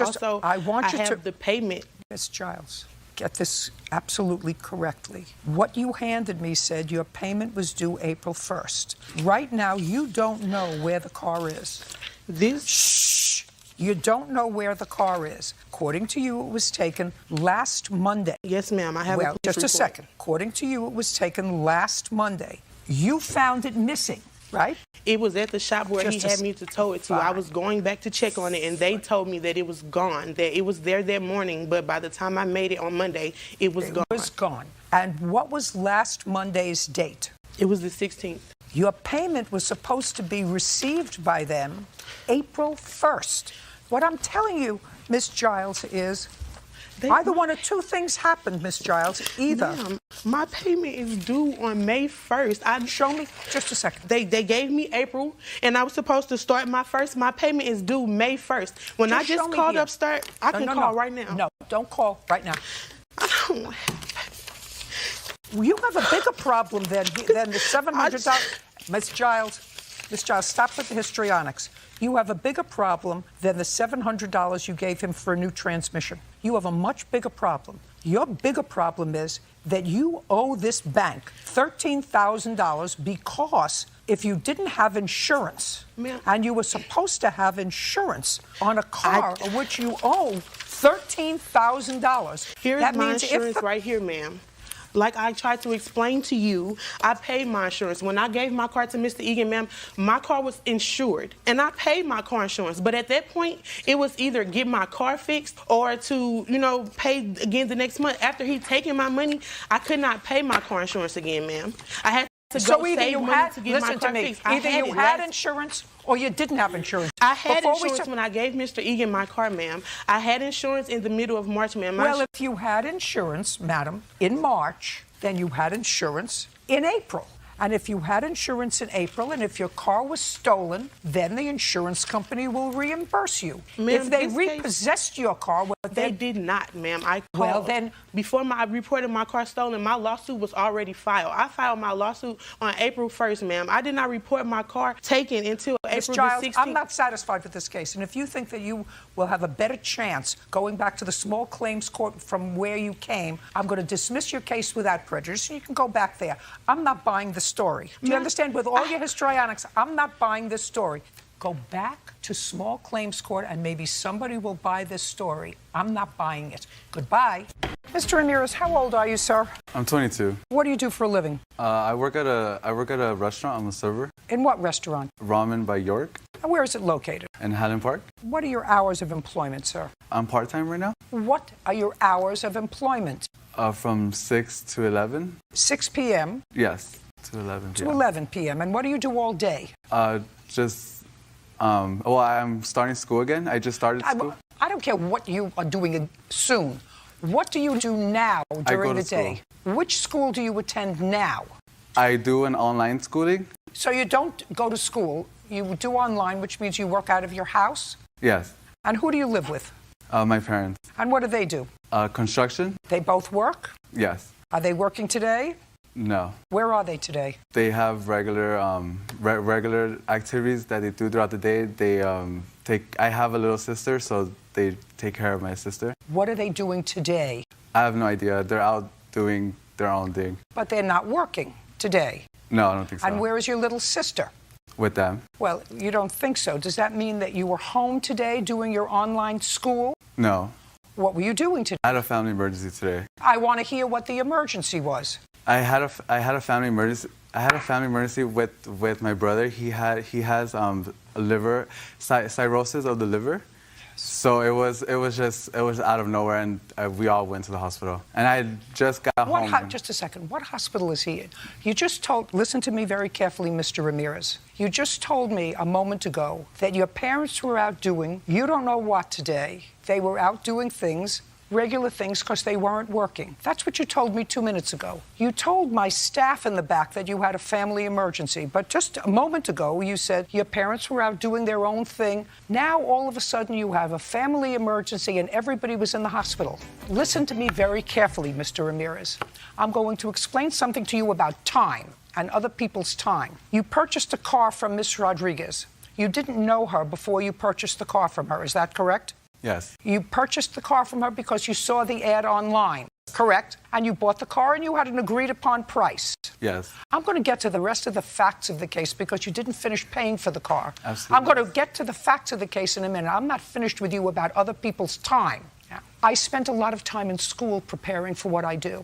All these people work. Do you know what I mean? Work. Full time. They work. They get up in the morning and they don't go to school online. If they went to school, they actually got out, put their behind in a car, drove to school, or went to school. Do you understand? I'm here waiting for you because you couldn't get here on time. Bird is here waiting for you because you couldn't get here on time today. Most important, the lady that you stiffed on the car that you didn't know was here at 1:15, the same time you were supposed to be here. Do you understand? That is disrespectful. Stop tapping. That's disrespectful. It's disrespectful of other people's time when you're late. You see all these people sitting in the gallery? They could have been home 40 minutes ago if it wasn't for you. I could have been home 40 minutes ago and been on the treadmill if it wasn't for you. She could have been on her way home if it wasn't for you. Do you understand? That's respect for other people's time.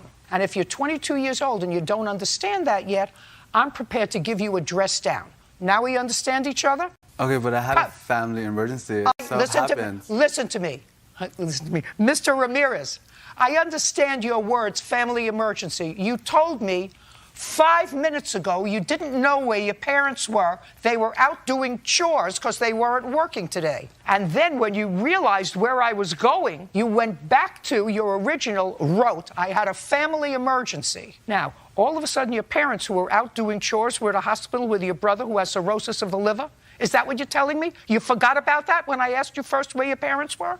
If I asked you Mr. Ramirez, where are your parents today? And you said, we were at the hospital with my brother. That I could understand. But when I asked you where they were, uncross your hands. You said to me they were out doing their things because they're not working today. Do you understand? Yeah.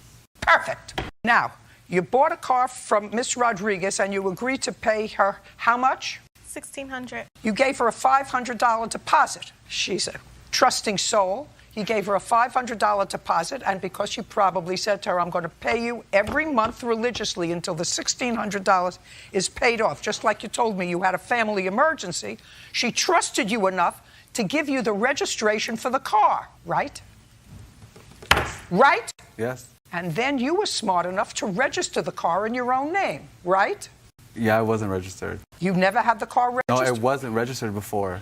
I don't care whether it was or not. You had it registered in your own name. Yes. And that was the last Miss Rodriguez heard from you. Now, when he purchased the car, he came, he looked like a nice young man, right? Yes. And he said, I promise I'll give you what? How much a month? It was supposed to be $500 every week. For 2 He was going to weeks. give you $500 Yes, a week for 3 weeks?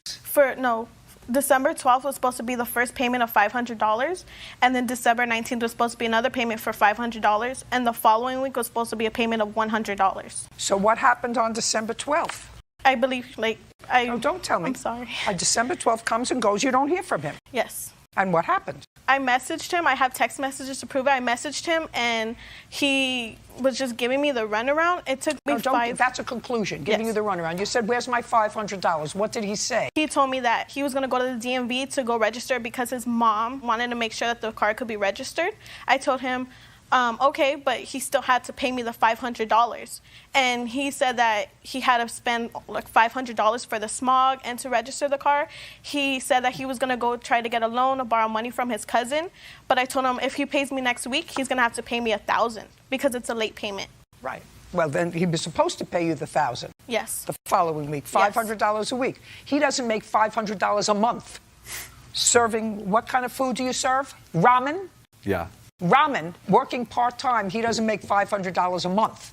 Now, you made a deal with her for $1,600 for her car. Yeah.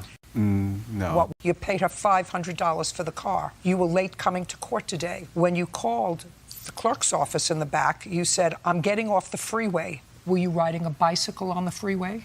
A car. Were you riding on the freeway? Whose car? Your producer's car. What happened to your car? Because I was just getting home from the emergency that I had, and he texted me and was like, "Hey, I'm in your area. I'll go get you." And I was like, "I'm sorry." I was like, "I'm just getting home. I just got home, threw on clothes, and came." Because I had earlier this morning, I had texted. I had said like, "Hey, I'm not gonna be able to make it. I have a family emergency. I'm really sorry. Like, is there any way we could push the day or the time? Like, I just early this morning." Yes. Early this morning. Well, what was your emergency early this morning? Early this morning when you called and said, is there any way we could push over the date? What was your emergency early this morning? Not at 12 o'clock or 1 o'clock. What was your emergency early this morning? The same emergency I had today. Did you, just a second, did you tell the producer that early this morning, that your brother early this morning was in the hospital with an emergency? Early this morning? Yeah, when I say early, it's like 9 o'clock. 10 o'clock early this morning, yes. And said?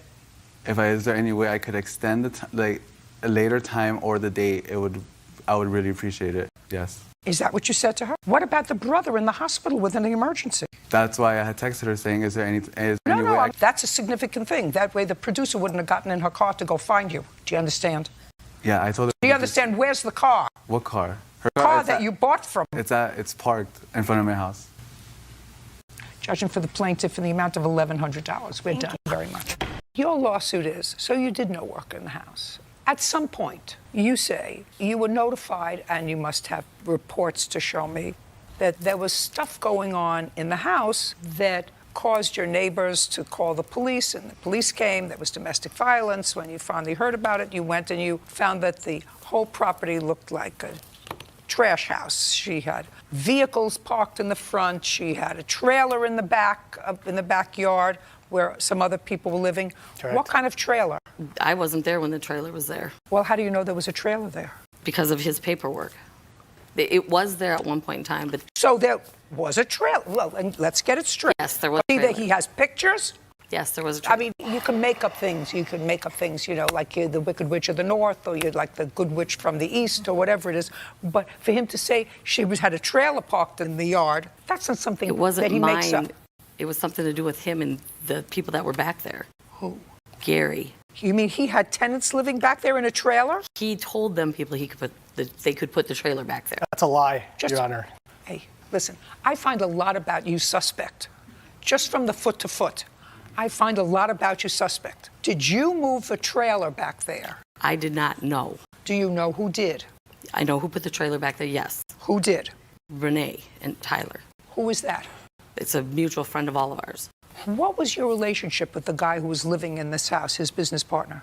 We were just friends. His daughter also lived there too in the beginning. It was a 3-bedroom, 2-bathroom. I was downstairs, Fred and his daughter were upstairs. Who lived in the trailer? Nobody lived in the trailer. The trailer was just parked there. Now, at some point you moved to evict Miss Warburg. Tell me when you moved to evict her, and first tell me when, and then I'd like to see the paperwork indicating why, and the That was documentation to support. September 12th, 2016. Okay, tell me why. Why? I got a call from officer of the Brooklyn Park Police Department. Yeah, I'd like to see the report. Okay. Here's the eviction notice. No. First I want to see the police report. Police reports. And these then? are for abatements, and these are from the Brooklyn Park Police. Okay, good.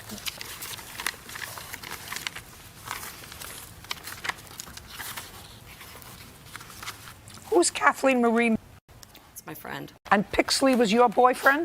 Yes, And you had an argument with him on July 19th? I did. And you wanted him out of the house? Right. So you told your friend who was staying with you to call the police and get him She out of wasn't staying with me. She was there. I was at the cemetery. No, I understand, but she had been there for a couple of days, according to the police report. She'd been there. She'd spent the night. Yes. And you told her to call the police to have them get him out of there? Yes. Okay. So he didn't want to leave. You came back from the cemetery on July 19th, and then you had another fight with him, and the police came back to the house on Yes. that date. Okay. And he was off his meds, is that Right. correct? And he did some damage inside the house. No, he spit on the floor. Mm-hmm. He didn't break anything. According to the police report, he I'm not talking to you yet. And your daughter had gotten into a verbal argument with the same boyfriend back in May? No, that was her boyfriend. Oh, that's a different person. Right. Your daughter has a drug problem? Yes, she does. Boyfriend too? No.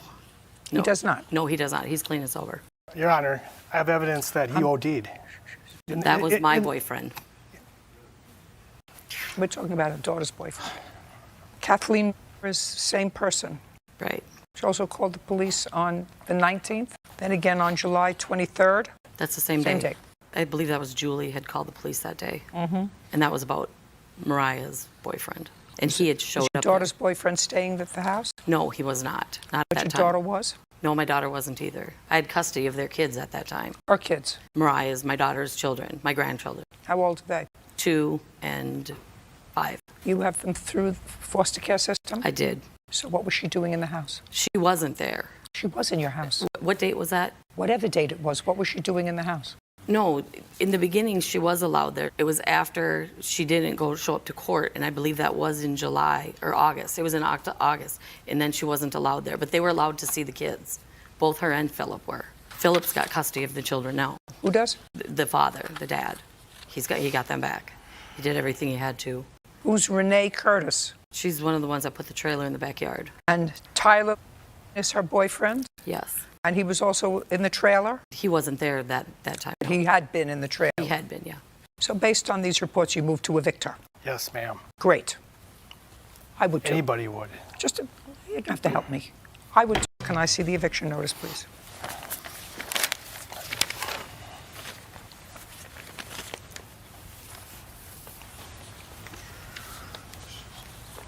What property did she steal? The trailer in the back was stolen from Fridley, Minnesota. On what date?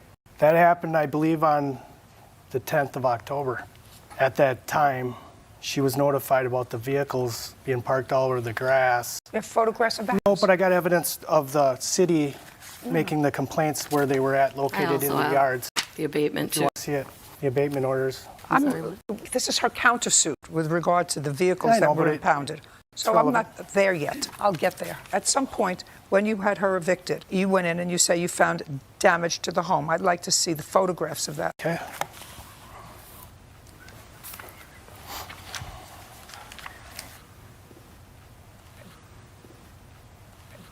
Who's the artist in your house?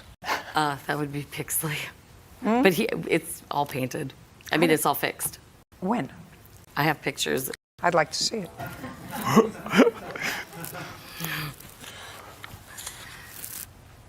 It's airbrush.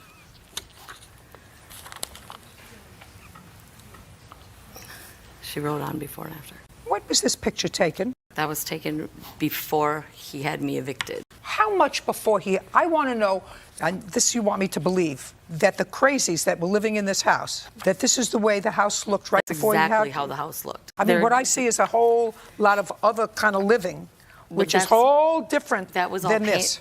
It was all painted, but that's how my house looked every day. I had two living rooms, 2 bathrooms, 3 bedrooms, a fireplace. My house was beautiful. It's not your house, it's his house. Well, when I lived there, and he even was there at the end of July and told me how nice it looked. He came in and used the bathroom. He knows my house was nice. He's the one who came in, he gutted the bathroom. He's doing this all for insurance. I never seen his pictures either. Let me show them to you. And I was packed, ready to move. Would you give that to her? When he had me evicted, and then just went through all my stuff and threw it in the garage in a pile. Yeah, this is what he did after he had me taken out. I have more pictures too. He went through every one of my boxes, all of my belongings, took what they wanted. He had somebody living in my house in my property. There's a pinball machine in the bathroom. It's in the kitchen. It's in the kitchen. Oh, I'm sorry. It's in the kitchen. I was getting ready to move. My whole house was packed. You can call the sheriffs. They wouldn't write me a statement. He had somebody living in the house for a week. Would you? Damaging. Cleaning it. Cleaning it? No, they were in there destroying it. And yeah, these pictures. And loading a this dumpster. is after Garbage. he had me taken out. I have the order of them putting me back in the house after he legally evicted me. The stay order.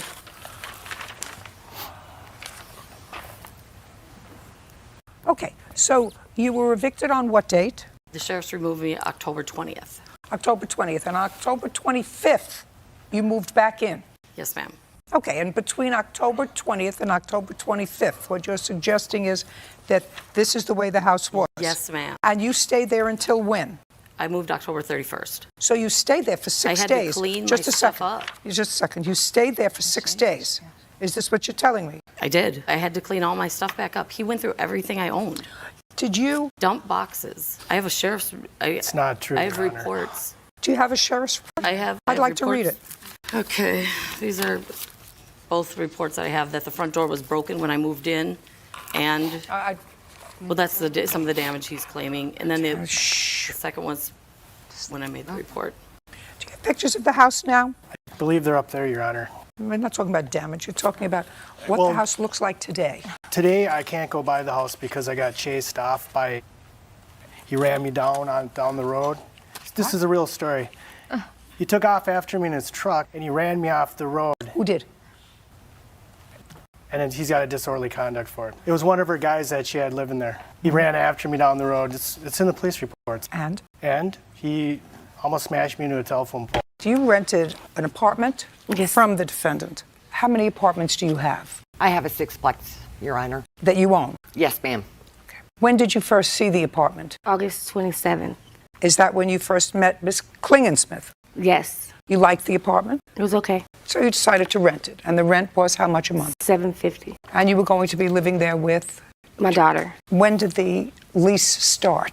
August 27th. Is that when you moved in? Yes. Is that correct? Yes, ma'am. This is what your lawsuit is about. You claim that Miss Klingensmith stole money from your disability account. Yes, ma'am. Which was rent money, $750, and then evicted you for non-payment of rent. So you are suing her for that theft? Yes. As well as an illegal eviction? Correct. Ms. Klingensmith said, I never stole any money from her. I didn't take money out of her account. She's counterclaiming for some damage that was done to the property when you moved out. Okay. Was there any security deposit? Yes, I gave her $400 security deposit. Did you get that back? No, ma'am. Okay. So you moved in August. Did you pay any rent for August? Yes, it was prorated. Okay, so you paid August rent, is that correct? Yes, ma'am. And you paid September's rent Yes, ma'am. on time, Yes. is that correct? Yes. What about October? It was late due to my How late? The 13th, October 13th. And rent was due on the 1st? It was due on before, it was late before, yeah, it was due on the 1st, but late after the 3rd. Late after the 3rd. Did she evict you in October? She sent me an eviction letter, yes. In October? Yes, two of them. On what date? October the 6th and October the 7th. So what did you do? I ended up paying my rent on the 13th. I had my disability. I was coming from Sacramento to move to Reno, so I had to transfer over my disability payments, and it took the Social Security a minute to do that. And I told Ms. Klingsmith that when I moved in, she knew I got disability, and this would happen, during. You can't tell me what she Okay, what she knew. All she knew was you paid her rent in August and you paid her rent on time in September, and in October you did not. Right. So after, I assume, you got these eviction notices, you called her? No, I didn't call her. I just called her. Well, yeah, I called her to pay the rent on the 13th. On the 13th. So what did you do when you... Oh, I tried to speak to her a couple of times to tell her that... Not tried. You spoke to her. I didn't speak to her at all. You just paid your rent on the 13th. Right. I tried to get a hold of Miss Klingsmith, and I have proof of that. I tried to give her a call when she was in the parking lot of our complex. I tried to talk to her. She paid your rent on the 13th? Yes. What happened in November? November, my money was stolen out of my account in the amount of $713. Just a second. So money was stolen out of your account in November? Yes. And the amount that was stolen was $713? Yes. And? So when I called Ms. Klingsmith to pay my rent, when I checked my card, the money was gone. So she's the only one that had my information and my card, because September I gave her my debit card to take the rent off herself. She took the rent off September herself to the ATM machine. She's the only one that had my PIN, all my social, everything. My money was gone, and I have proof of that for our department. So money was gone. So she stole my money and then tried to evict me for it. Ridiculous. She was going to steal your money. She would have stolen $750, not $713. Well, I mean, if she was going to take your money without your authorization, wouldn't she have taken everything that she was entitled to? Well, I would think, why would she want, I don't know, maybe she didn't want nobody to know her. I don't know why. I don't know why. If that's your whole argument, that somebody, in a case of... She didn't call me at all for my rent in November, at all. And she usually calls or knocks on the door. She didn't do none of that. You told me that the only notice that you got from her in October was that on the 6th she served you with an eviction notice. She showed me, and that's October. We're talking about November, right? I understand that. What do you mean she always? You only lived there since August. August you paid the rent. September you paid the rent on time. October you did not, and you said the first you heard from her was when she served you an eviction notice on October 6th. Okay. In October, yes, I did hear from her. She knocked on my door and a few times in October. You have no case against her. You didn't pay your rent in November. Somebody, probably in a case of identity theft, I have no idea. Okay, Ms. Judge Judy, I have proof that I tried to pay my rent to her in November, even though my money was stolen. I have proof of that. Just tell me when. Okay, I tried to pay. I asked you for a date. Okay, November the 4th, I believe. I tried to pay. Make sure you're giving me the right. You just told me you didn't have any money in your account because she had stolen just because I didn't have any money. Okay, just because I didn't have any money in my account from that card, I have money back. You can look at my back pay from Social Security, and my dad wrote a check for October. So I do have money to pay my rent. Just because my money was stolen out of my card doesn't mean I don't have any money. I want you to show me when you tendered her the rent in November. Okay. Can I look on my phone? Absolutely. Okay. 11/20. Well, okay. We had just the date. I don't want to hear an excuse. I said November 12th. You're late. You're late. Your Honor, we went to court. That's why I'm late. We went to court for the eviction. She evicted me on the 4th. We went to court. The judge ordered me to pay $590 for that month of November. I have that right here from the judge. He ordered me to pay $590 for November. That was from the judge. That was on like the 22nd of November. So he ordered me to pay $590 for rent, and he ordered me to pay $300 starting January for the rest of my deposit. Ms. Klingsmith was there in court. When the judge ordered that, he told me I had a certain amount of time to pay it, right? I tried to pay Ms. Klingsmith 3 times, and I have proof of me texting her saying I have the rent, I have the rent. She ignored my calls. You're talking about November 22nd? Is that the date you're talking about? Yeah, because we got Is that the date that you're talking about? So just let me understand what you're saying to me. Don't talk fast. Okay. What you said to me was, I tried to give her rent on November the 4th. Now you're saying to me that you tried to tender her the rent after the judge ordered you on November 22nd to give her a certain amount of money. Again. Yes. Your case is dismissed. You have no case against her. You have no case that she stole any money out of your account, and you didn't pay your rent on time in October, and you didn't pay your rent on time in November. You have but for the fact that she sued you here, would you have counterclaimed? Yes, ma'am. Yeah, well, you have $400 in security deposit, but she lived in the apartment in the month of November. Yes, ma'am. And you received no money for November. Correct. Okay, fine. So now you're going to tell me what the damage is. I have a list here. Your Honor, she did not mention any damages in court. Don't speak. I have utility bills that she did not put the utilities in her name. Just a minute. That's not in this counterclaim. In this counterclaim you have, I had to extensively clean the unit and repair several holes that were in the walls. She didn't pay her rent on time and made complaints about me to the Housing and Health Department. She would call my work claiming there was an emergency. She owes me for the damages, which the only thing that I have here in your countersuit are cleaning of the unit, which I will look at a bill if you have a cleaning bill. Your Honor. And the whole, don't Please. speak. Cleaning bill and pictures of holes in the wall I will look at. Those are the only things. I don't care about your emotional distress. The only ones who don't speak. Those are the only things that are in your counterclaim. This is what I filed when I filed the I don't care what you counterclaim. filed. This is the only thing that's here. It's the only thing that's here. I'll show you. This is what you signed. You can read it. Your Honor, please. That's what you signed. Got it? Yes, ma'am. We're done. Your Honor, Unless you have, just a second, unless you have a bill for the cleaning. I have a bill for my maintenance gentleman.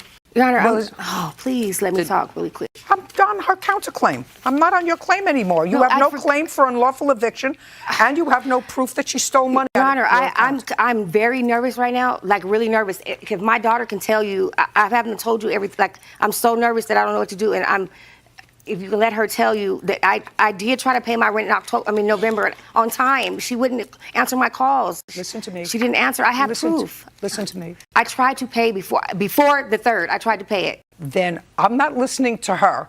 You show me proof that you tried to tend to She her didn't payment. answer my calls on purpose. She didn't answer my phone Your calls. claim is dismissed. It's ridiculous. You want to show me bill from your maintenance person? What about my couch that was left in there in the house? You shouldn't have left it. She locked me. She You locked shouldn't me out. have left it. Oh. No. Counterclaim's dismissed. We're done. Mr. Angelieri, it is your claim that the defendant hit your parked car. That's correct. Defendant says, I didn't hit the car, I stopped short of hitting the car, and she has a counterclaim. Her counterclaim is that you said to her when you went out to see the damage to your car, you held her until the police arrived because she was about to leave. And she said, I'm not sticking around, and you, in effect, falsely imprisoned her until the police arrived. Let's start with you, Ms. Griffel. You were driving on what date? I don't know what date it is, ma'am. You don't know what date No, it I do is. not. Well, Ma'am, the date was... no, I didn't ask you anything. Yes. I don't know. I asked her. I don't know what the date was. Okay, the date was January 19th. Okay. It was 7 o'clock at night. Okay. Was it dark or light on January 19th? It was dark. Where were you going? I was going to the surplus store. Speak up, I I can't was hear. going to the surplus store. And is that next to a pizzeria? Yes, it is. What kind of car were you driving? I was driving a Chevy Tracker. It's a little Jeep, like 2002. Who owns the car? I do.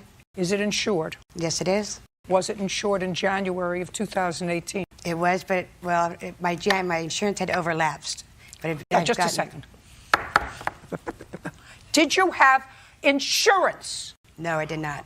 That's the answer. No, I did not. Not it was in the mail and they didn't open up the mail and somebody forgot the mail. The answer is no, I did not. You didn't have insurance. No, I did not. So you're on the way to the surplus store. And I have to tell you something. You see when that monitor is up there, I always know that somebody has something for me to watch because that monitor is not there all the time. And since you have nothing on your end of the table, the plaintiff on his side of the table has a video. And he looks like a reasonably intelligent man, and he looks as if he's not going to play me a circus video, that it's somehow relevant to this case, which means that there are security cameras outside, which means that something captured what happened with his car. Do you get it? Yes, I get it. So now you're starting out with 2 strikes against you. First, you didn't have insurance, and then when I asked you a question, my insurance overlapped. That's a second excuse. So I want you to tell me what happened at 7 o'clock in the evening when you were going to the surplus store. I was looking for parking.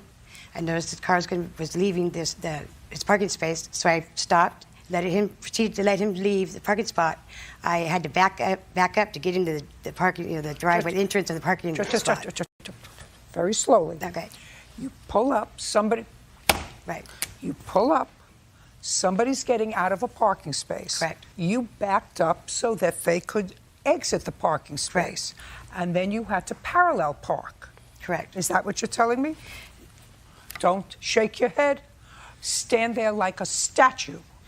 Do you understand? I understand. Perfect. So now you have to parallel park in order to get into that spot, right? No, that's not correct.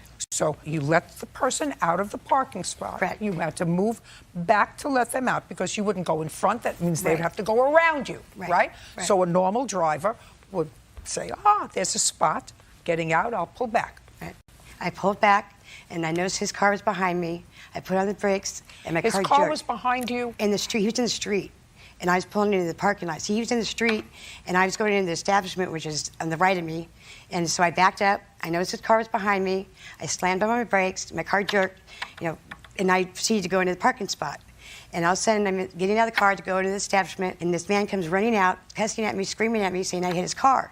I said, sir, there's no way I could have hit your car. I know I did not hit your car, sir. I did not. And so he walked away to his car, and he proceeded to look at the front of his car, and he sees this little dent in there. He goes, this looks like it's a new little dent. And I go, sir, I did not hit your car.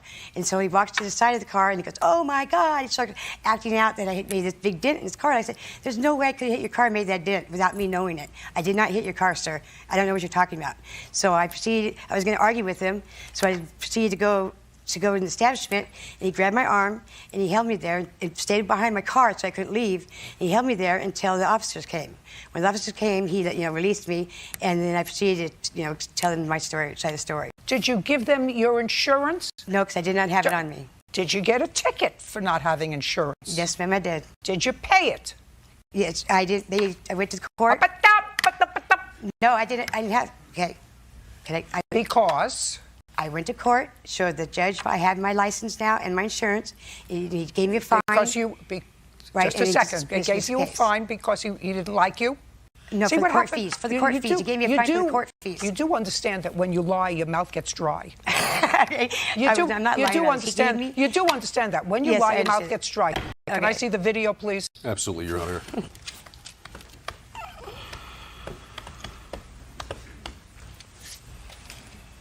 Your Honor, when the video plays, if you'll pay attention to the top center part of the screen, you could just see my car in the edge of the frame. There's her car. You can see the impact to my car. Headlights and the license plate moves as she pulls in. She was actually reversing up an active lane in the street. She's reversing against traffic. She probably didn't see us because her car was full of trash. Just a second. There she is, grabbing my arm as I'm telling her I'm going to call the cops. Take a picture of her face. She's flipping out because I think she's going to bounce. And she's waddling back to her car. Listen to me. I don't need your No problem, assistance Your Honor, sorry. in looking at a video. I'm just trying to keep my distance at this point, Your Honor. Did you hear what I said? Yes, ma'am. Okay, let's play it again. Watch it carefully, Ms. Griefall. See his car move? Did you see his car move? Yes, you ma'am. want to watch it again? Okay. Yes. So you hit his car. Apparently from this video. So you hit his car. No, I did not hit his car. Okay, let's watch it again. Let's watch it again. I want you to walk right up there. Right. Walk right up. So you, I can see it from here. I'm a little younger than you are. Well, I could see that you hit his car unless some angel went and moved his car. Okay. See his car move? I see that. Yes, I do. Good. Very good. Now you can go back. Can I see an estimate for the damage to the car, please? Absolutely, Your Honor. Photographs first. Here, sir. Photographs. But the way that the damage was done, there's no way I could have done that damage because I backed up straight back. No, his damage is done on the side of the car. Listen to me carefully. I saw where you hit him. You hit him on the bumper. Correct. That's all I did was hit him on the He's in the dent is on the left side of the car. Just a second. Did you hear what I said? Yes, ma'am. I'm not stupid. No, I know. You hit him on his bumper. Correct. Ma'am, she actually hit me on the on the driver's side fender. The impact from her right rear bumper left 2 marks in the side of the car that are exactly the same color and the same positioning on her car. I have better photos on my phone if they're hard I'd to like see. to see them. Surely. Would you play that for me again, please? You can actually still see both my headlights. Okay, so what you're telling me is you can see both your headlights at the time of the impact, Correct. which means she hit Which you means she hit on me the on the side. side. I'll look with that in mind. Absolutely, ma'am.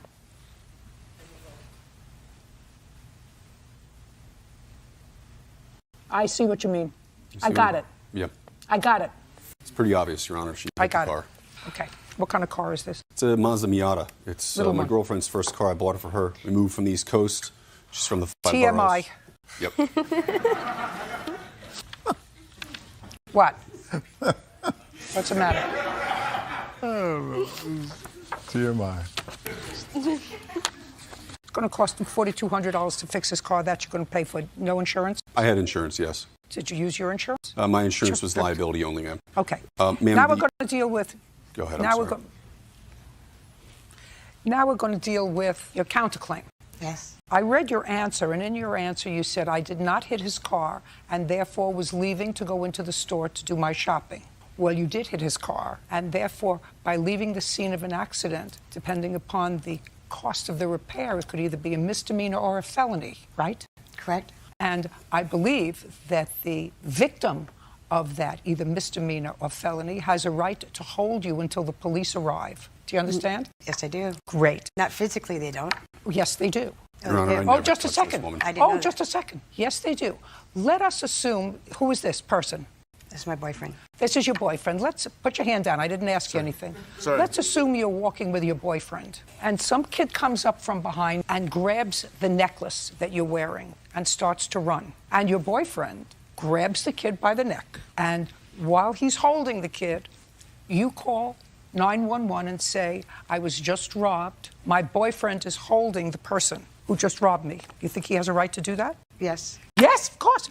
Because he witnessed a crime being committed. Correct. Right? And the perpetrator of that crime was fleeing. Right. You were fleeing the scene of an accident that you caused. The victim of that crime, the owner of the car, has a right to hold you until the police arrive so that you don't disappear. Got it? Got it. Your counterclaim's dismissed. Judgment for the plaintiff in the amount of $4,200. You were in an automobile accident that you claim was the defendant's fault.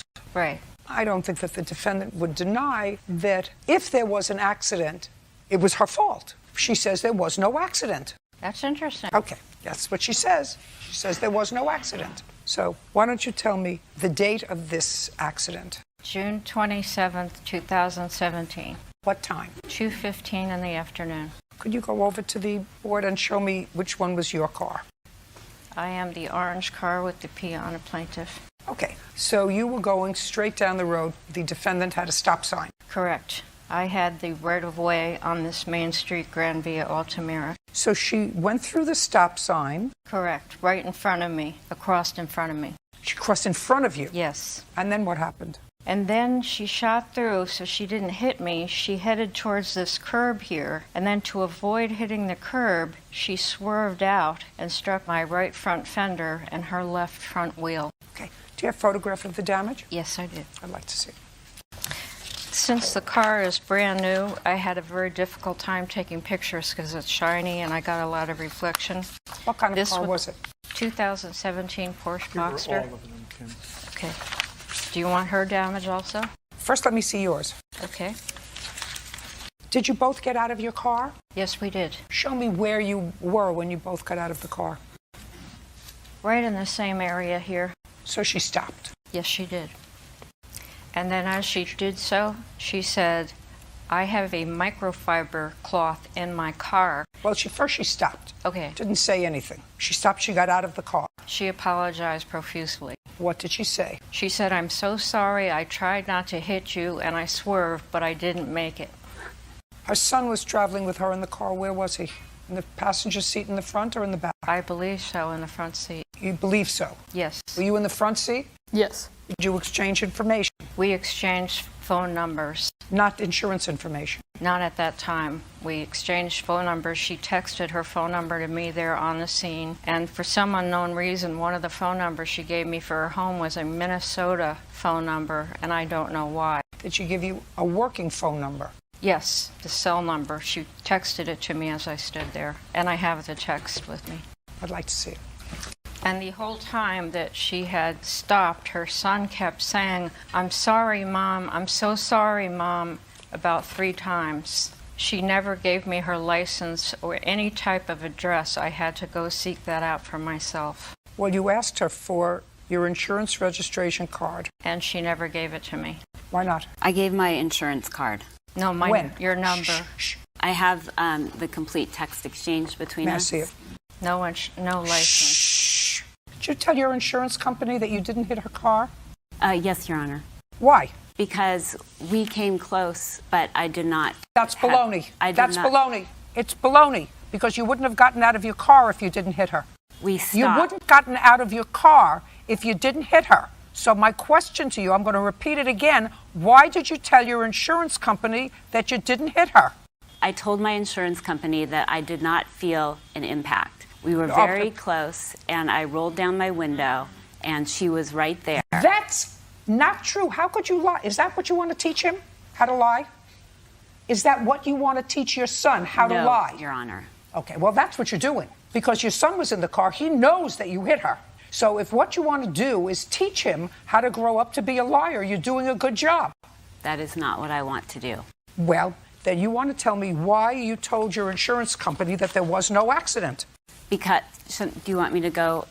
No, I want you to tell me. You and I both know that there was an accident. We both know it because everything she told me was true. That you got out of the car, that you said, "I'm so sorry, I tried to avoid you." I did not say that. Tell me what you said. Just a second. Just remember who you're telling the story to and who was there and heard you. Just remember. Okay. Great. I made the turn. You went through a stop sign. She had the right of way. Yes, she did. And it was very clear. I could see around the corner there was no car coming. Well, there was a car coming. Well, it was not. There was a car coming because her car was coming. Okay. So you didn't see it. Maybe you were distracted. Maybe you were having an argument with your son. Maybe you were having a heated discussion with your son. Whatever it was, you blew a stop sign. You blew the stop sign. I did not blow the stop sign. Well, you did because you hit her. She had the right of way. If you came in close contact with her, or if you swerved to avoid her, then you still blew a stop sign. I did not blow the stop sign. I come out of this neighborhood every day because I live there. And I have to be very careful because sometimes people blow.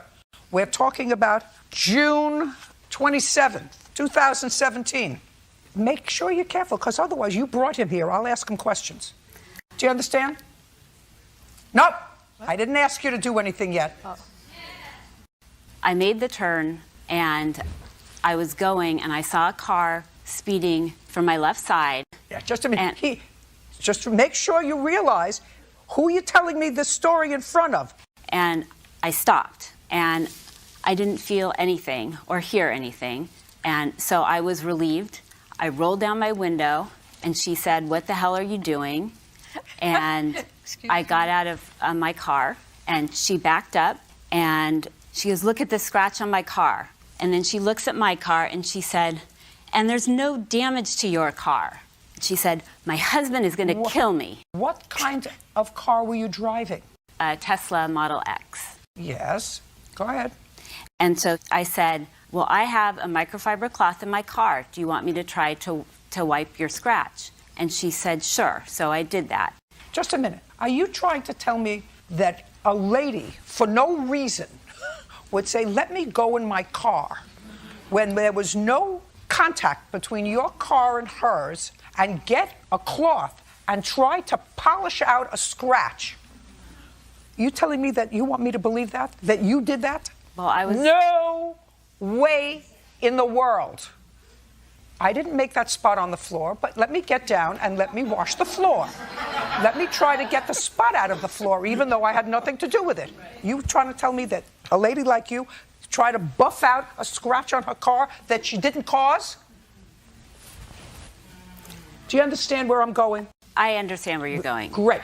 So we got out, we both took pictures, and she wanted to file a claim, so I gave her my information and the insurance. Why in the world would you give her your information, madam, if there had been no contact with the car?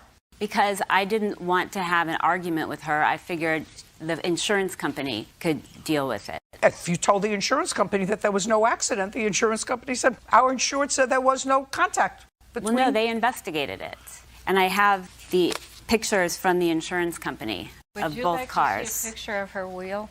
I would love to see the full report of your insurance company. I want to see if you said to them there was no contact with the car. I have the pictures. I want to see if you told the insurance company that there was no contact with her car. I want to see if you told the insurance company that there was no contact with her car. I don't have a report from the insurance Then company. I'm not interested. Can I see a bill to fix your car, please? I do have a letter from the insurance I don't company. read letters from insurance companies. I have 2 estimates. You have the final bill there, Kim. Just a second. Just give me the 2 estimates, please. Not a good example, Miss Ramsdale. And here's a picture of her wheel and the fact that the wheel is tainted. Would you just do me a favor and give me an estimate? That's what I asked for. I didn't ask for all those documents. I asked you for the estimates. I'm sorry. Judging for the plaintiff in the amount of $13.15. We're done. Mr. George, I'm going to speak to you. This is your stepdaughter. Yes. And this is your daughter? Yes. Your complaint alleges that there was an argument in your house. Yes. And that your stepdaughter and your daughter caused some damage to both the house and later to a car. Yes. Ms. Carroll says that this argument was precipitated by something that you did, that she really didn't cause any damages, all as a result of your bad behavior. So, Ms. Carroll, I'm going to start with you. Let me try to understand what this argument was about. On the 13th of May of this year, according to what I read in your mother and stepfather's petition, you came to your mother's home because some friends of yours had a baby. Yes, Your Honor. And these people didn't have the wherewithal to take care of this baby. Yes, the proper things. So you came to the house to see if you could give the baby to your mother. No, Your Honor, I didn't come to the house to see if I can give the baby to my mother. I asked her if it was possible to watch the baby because she did offer, so we came back. That's not what I'm reading. So you wanted your mother to take care of the baby until you came back from where? Just for the mother to have a break, just back to my house, just for the break. For how long? For a couple hours, that's what was discussed. That's not what I'm getting from here. What I'm getting from here is that the fight was about you wanted your mother to take care of the baby for an extended period of time, and your mother said to you, well, I don't mind doing that, but we'd have to do it legally through the court. Well, legally through the court is not for a couple of hours babysitting. Legally through the court means you wanted to leave the baby with them. Correct. Well, then which one is it? Listen.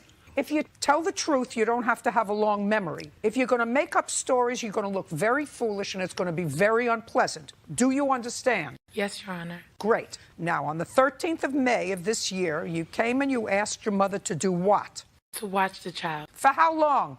For a long period of time. Did you tell her why? Because the parent didn't have anything for the baby at all, and I don't have anything at my house because I don't have any kids. And my mom has a 2-year-old, which is my youngest sister, so she has supplies and things for the baby that we do not have, I do not have. Well, did these people live with you, the mother of this baby, the father of this baby? How do you know them? I met her through another friend, and we're close friends. I mean, is there something wrong with her? She came asking for help to me because everyone turned her down for a specific reason, which I did not know that. They turned her down for what reason? I do not know the reason they turned her down, but that's my friend. When you asked your mother if she would take this baby for an extended period of time, what did your mother say to you? My mother says she will take the baby with proper documentation. So she wanted to go through court. Exactly.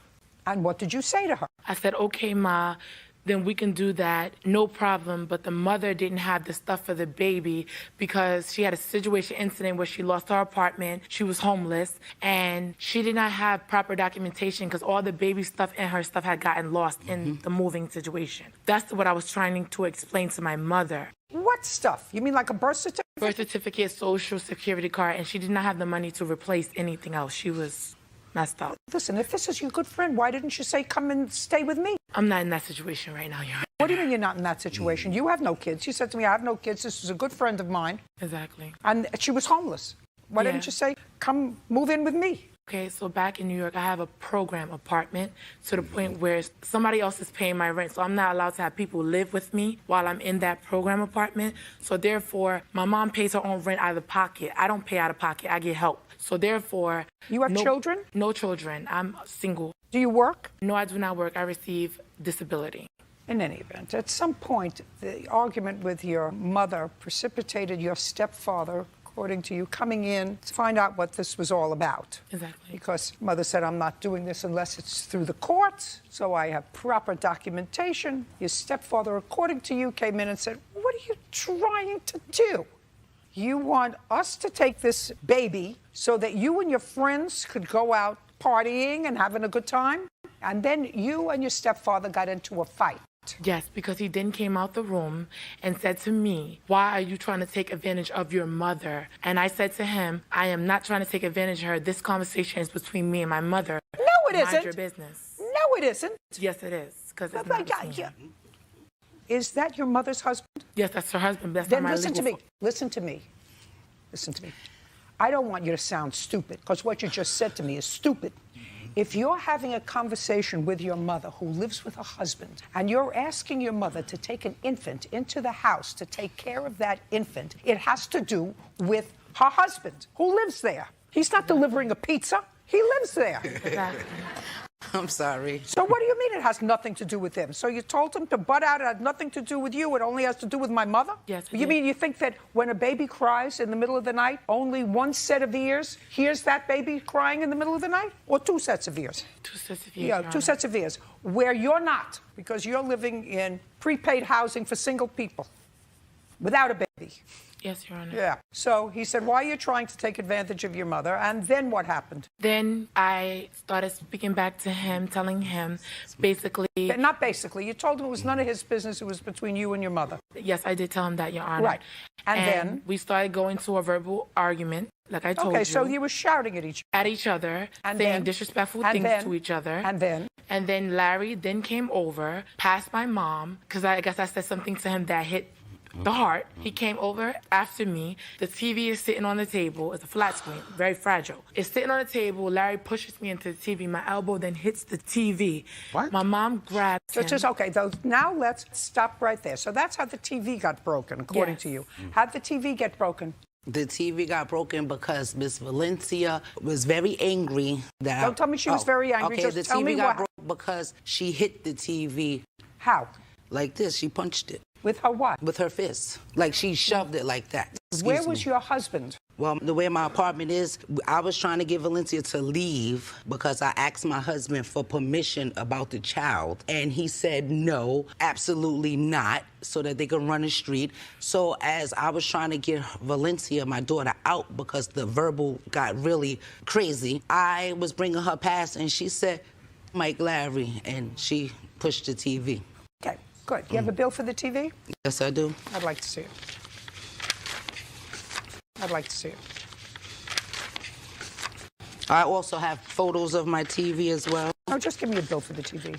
I want to see when you bought it and what you paid for it. Okay, I purchased it out of Walmart. I did not know that I needed the actual receipt. I don't have the actual receipt. I had bought it years ago. How many years ago? Maybe about a year and a half ago. Now I'll see a picture of it. So after the TV got broken, yes, what happened next? Me and my friend then left the house.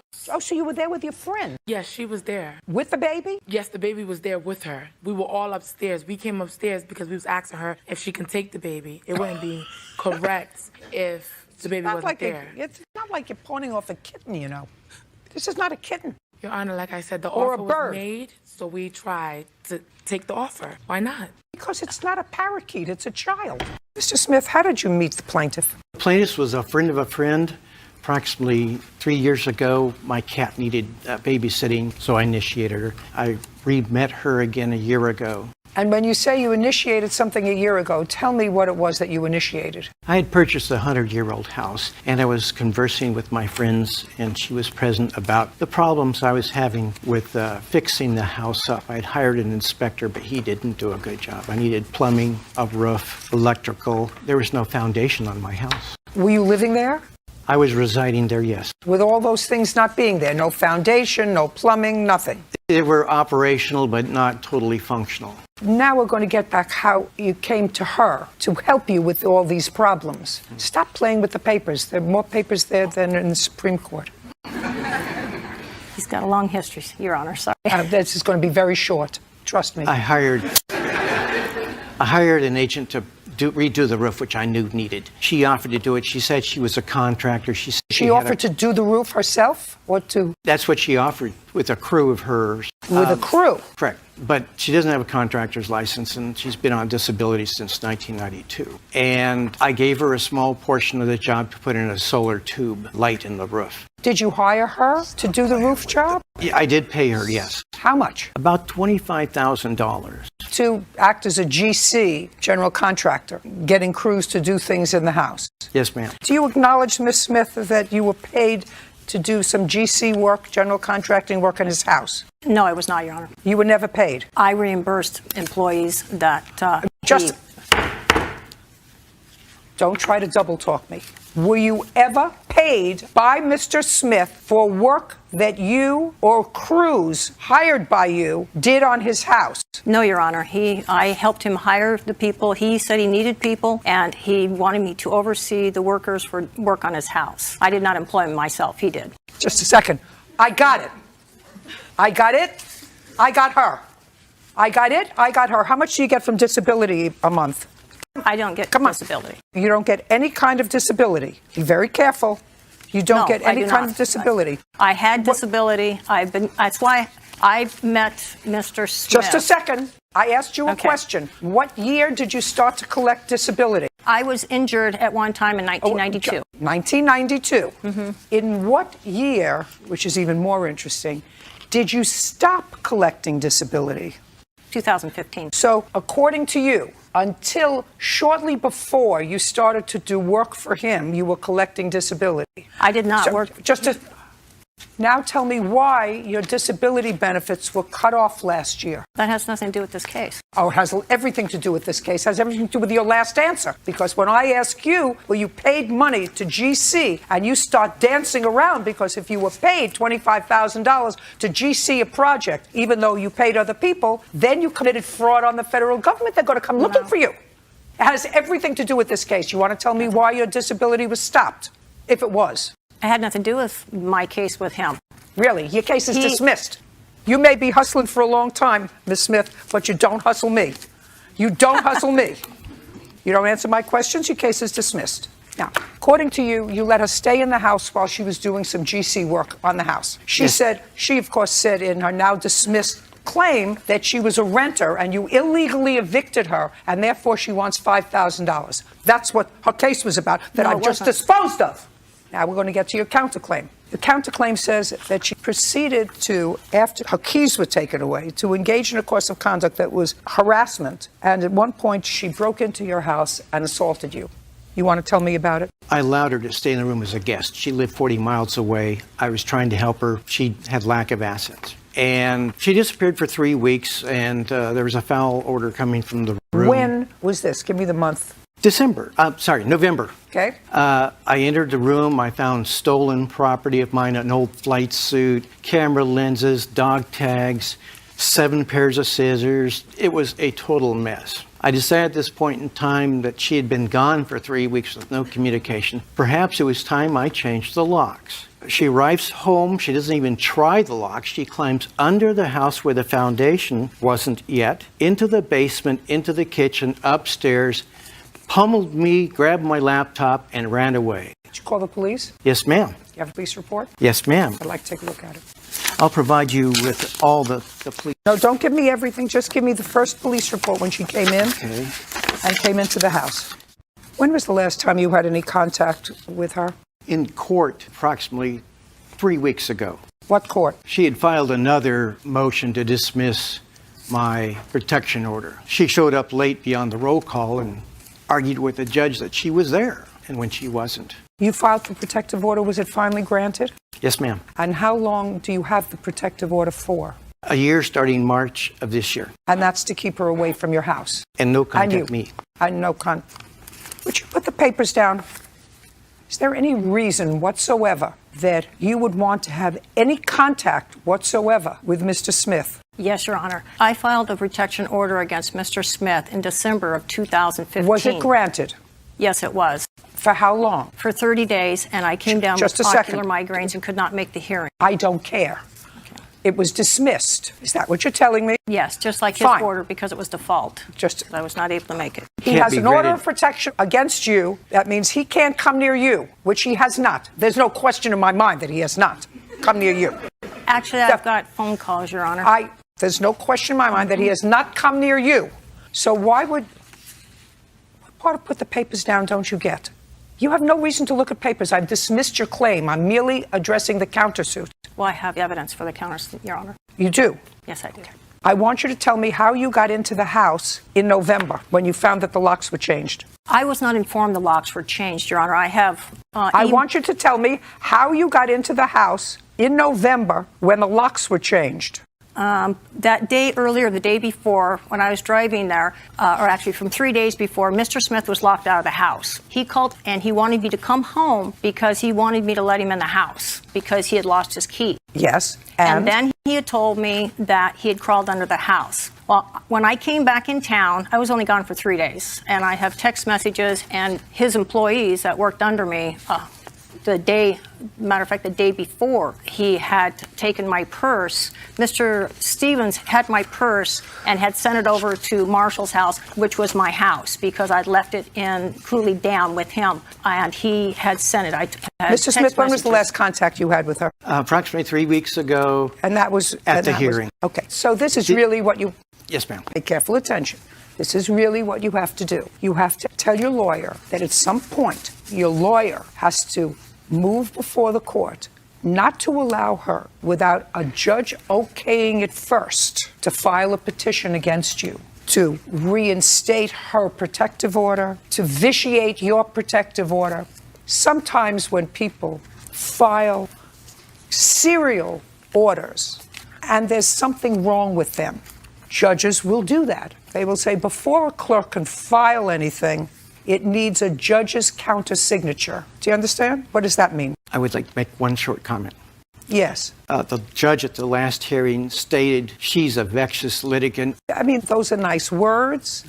If they were said, that doesn't mean an order. Yes, ma'am, I understand. By a judge that says, before you may file another proceeding against Marshall Smith, you must get judicial approval to do that, which means the judge has to look at the allegations, look at the history of the case, and say, not again on my watch. Do you understand?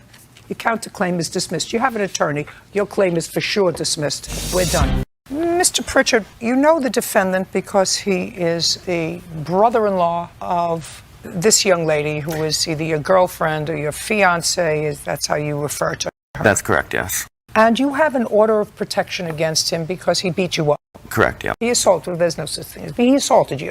Yes. And I know that Mr. Abrahamson, I know that you assaulted him. Yes, ma'am. Right. And you say you assaulted him because he's a stoner, which I assume you mean he uses drugs. No, Your Honor, What does that mean? Well, he has You say he's a stoner who took your sister-in-law, that's this young lady, Yes, ma'am.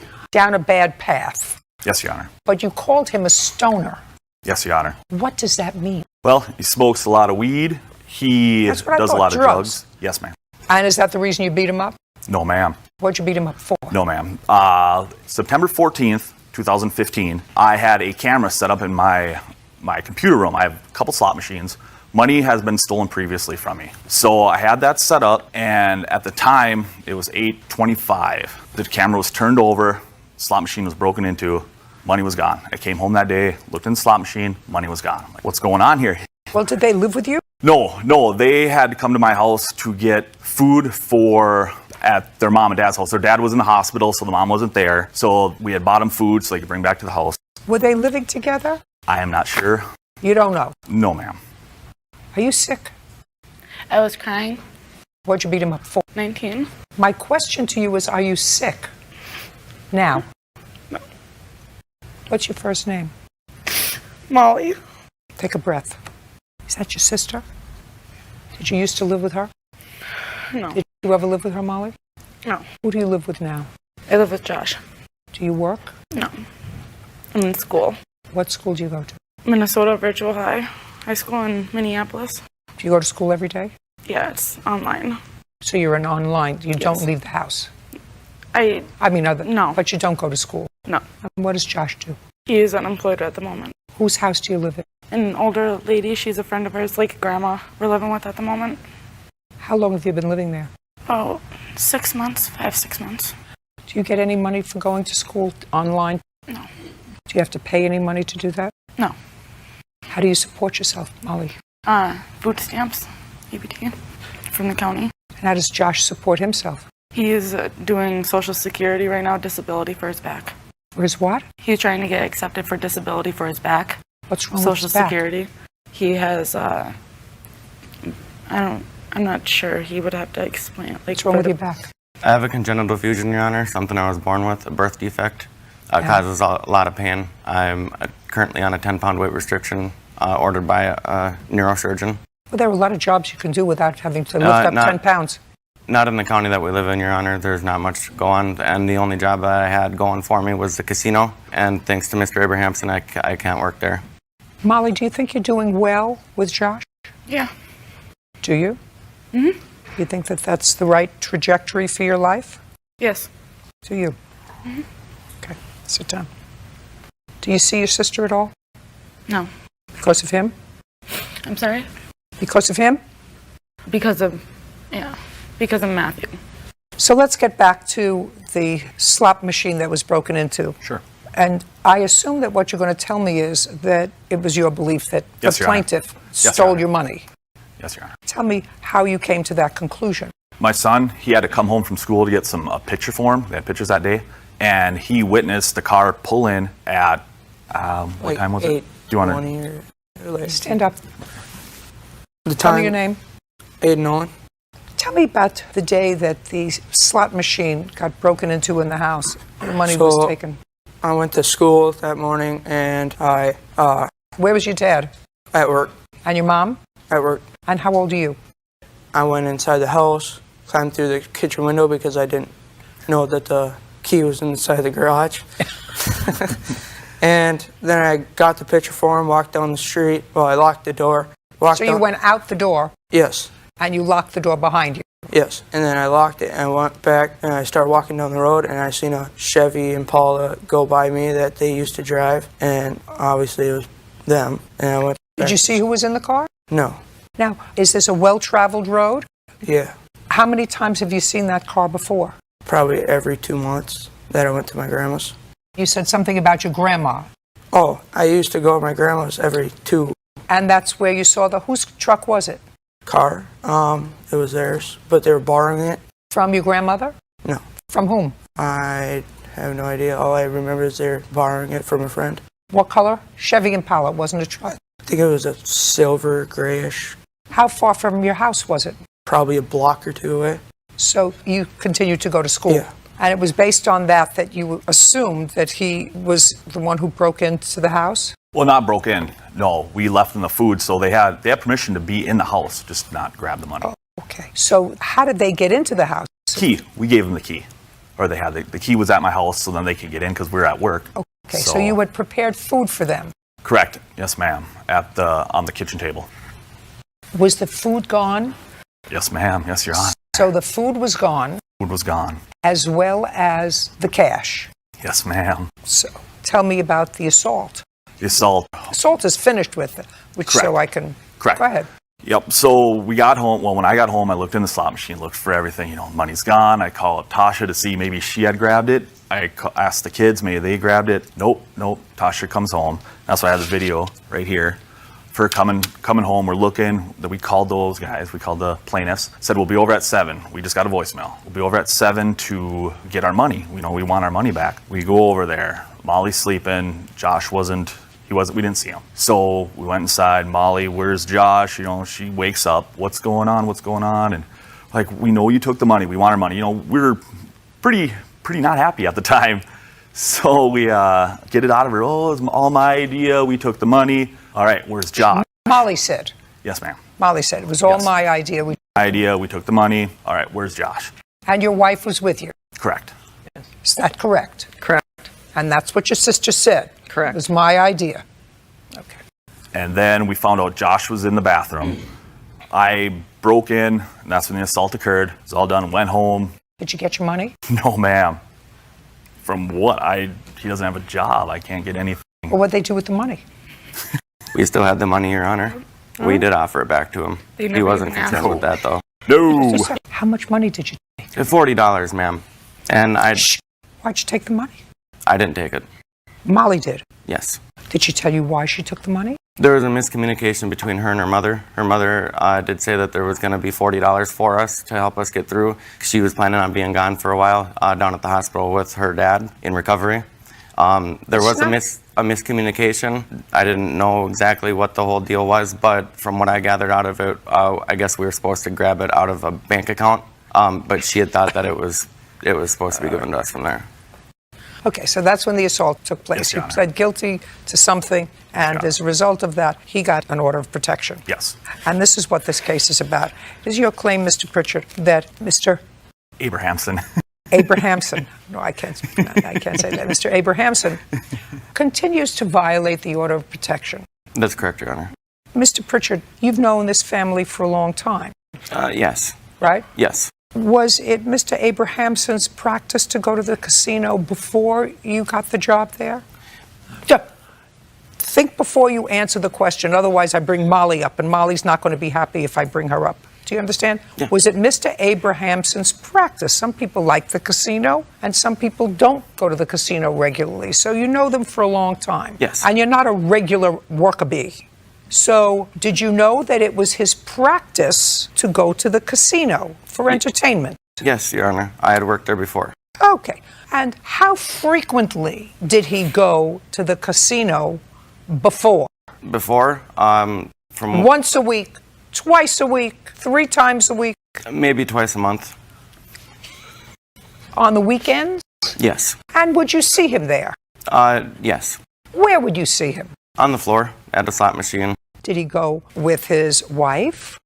On occasion, yes. A lot of times he Sometimes? was there on his own, yeah.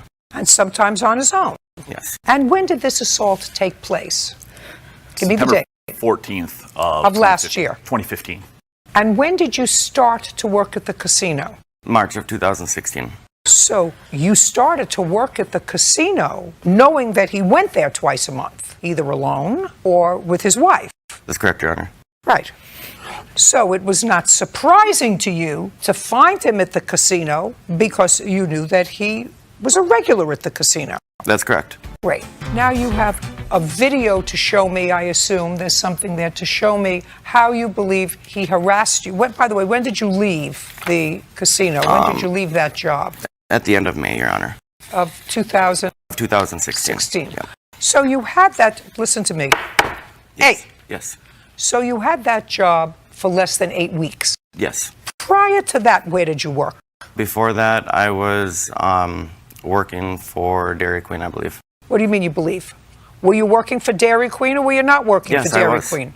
A cone and a little ice cream doesn't weigh more than 10 pounds. What happened to that job? I assume there's one Dairy Queen in your neighborhood? Yes. So it's very easy to find out? Tell me what happened to that job and when. I had left that job, Your Honor. We had new management. You had new management, so what did new management have to do with you? We weren't getting along.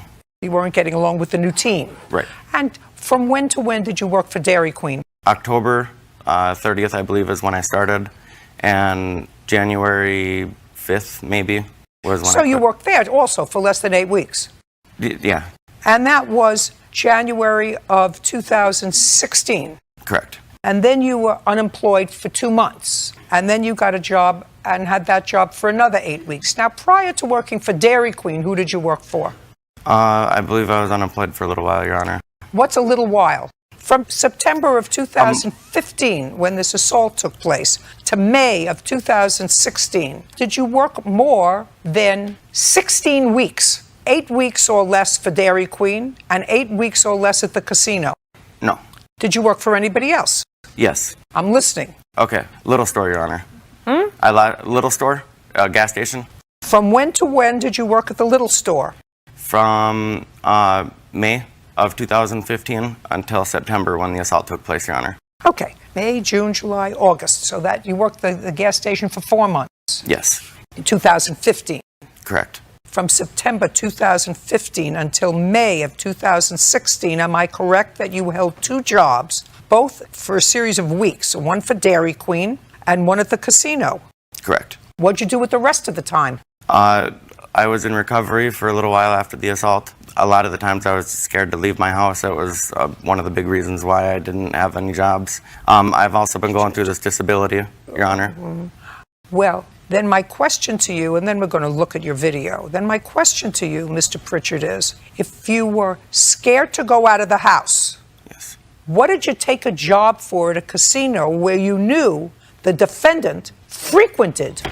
Mr. McDonald, I'm going to start with you, sir. Okay. You and Miss Perez worked at the same place. You were the manager of the place where you worked. What kind of facility was that? It's a check cashing. You were the manager, and what role did you have there? I was assistant manager. You were selling a car. That is correct. And Miss Perez and you came to an agreement that she was going to purchase the car. When was that, Mr. McDonald? We started talking about it probably about August 11th, 2016. Did she purchase it in August of 2016? Yes, she did. And she gave you a down payment? That is correct. How much? $2,500. And the agreement was she was going to pay you $200 a month. The agreement was that she would give me $100 every payday, which would be $200 per month, some months $300. And in the month of September, did the payment start immediately in September, or were they delayed until October? No, ma'am, they started till October 1st was her first payment. Did she make a payment in October? Yes, she did. Did she make a payment in November? Yes, she did. It was late. Okay, but she made a payment in November. That's correct. Did she make a payment in December? No. Do you have any proof that you made a payment in December? No. Then you didn't make the payment in December. Why did you not make the payment in December? I spoke with Larry and I let him know that my daughter, we had a situation out of town, and he was okay with me not making a payment. And I told him I'll make up for it in January. Did you make a payment in January? Yes, I did. Did she make a payment in January? In January, yes. Okay, January what? January 19th. And how much did she give you in January? $200. Had she had a discussion with you in December about some emergency that she had? She had a discussion with me to tell me that she needed time off work to take her daughter back to see her aunt and that she would be back at a time, but did not. Did she tell you well, you must have asked her what about the car payment for December? Yes, and she said she was going to be making it. And she did not? No. In January, however, she made the payment on the 19th. That's correct. And on that same day, when she made the payment, you repossessed the car. Is that correct? That is correct. And you didn't tell her when she made the payment to you that you were repossessing the car because you knew, according to you, that she was going to be fired from her job the following week. Is that correct? That's what you say. That's correct, but the fact is that she only had made up to January 19th and made 2 payments, so she was 6 payments behind. No, yes. sir. Yes, Not she was. according to you. No? I just asked you those questions, sir. I said, did she make a payment to you in October? Which You she said did, you were one paid. payment. You asked me if she made a payment, and I said yes, she made one. She made one payment in November. Of how much? $100 each, both times. So she made $200, and she was supposed to pay you how much? $400. $400 a month. So $200. No, okay, let me back up. October, she should have paid me $200, $100 for each pay period. Just a second. So she paid you $200. No, How much did she pay you? $100. Okay, so she only made one payment in That is October. correct. Got it. Now I got it. You have proof that you made 2 payments in October. Question. There's a question before you. Did you make 2 payments in October? No. In November, how many payments did she make? 1 payment of $100.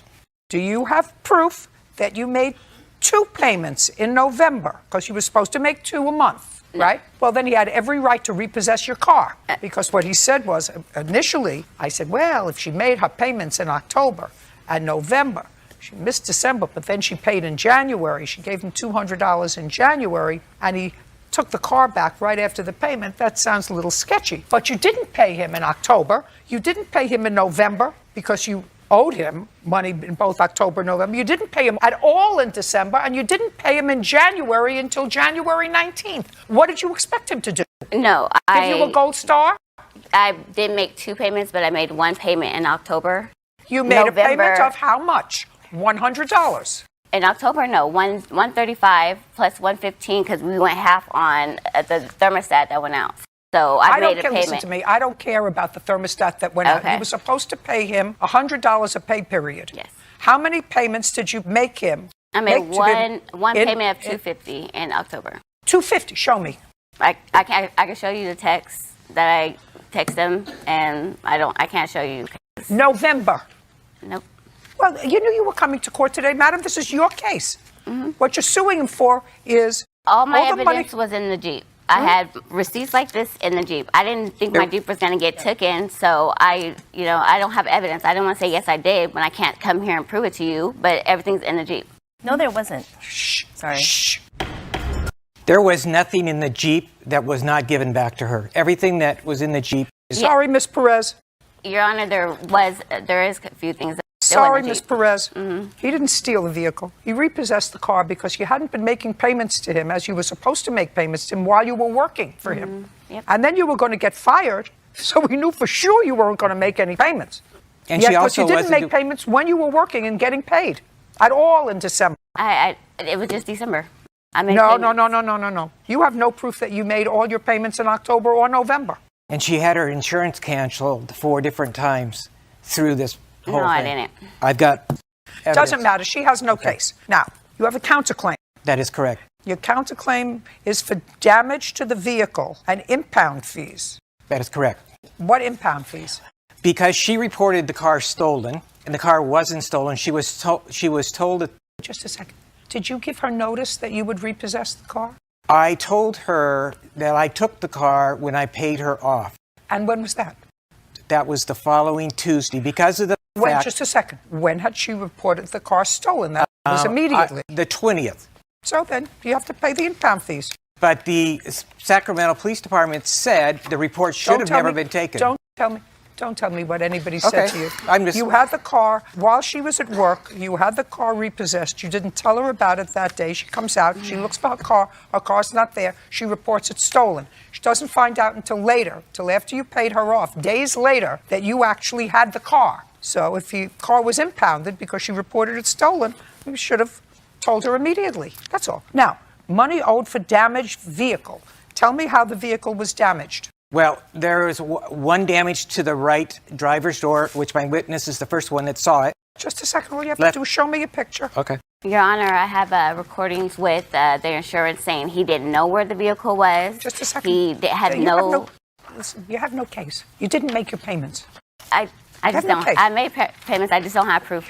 I'm sorry. Because it was repossessed and he's not going to give me his credit card statement. If you get his credit card statement, it will show. Madam, you acknowledge you made no payments in December and you didn't make any payments until January 19th. For January.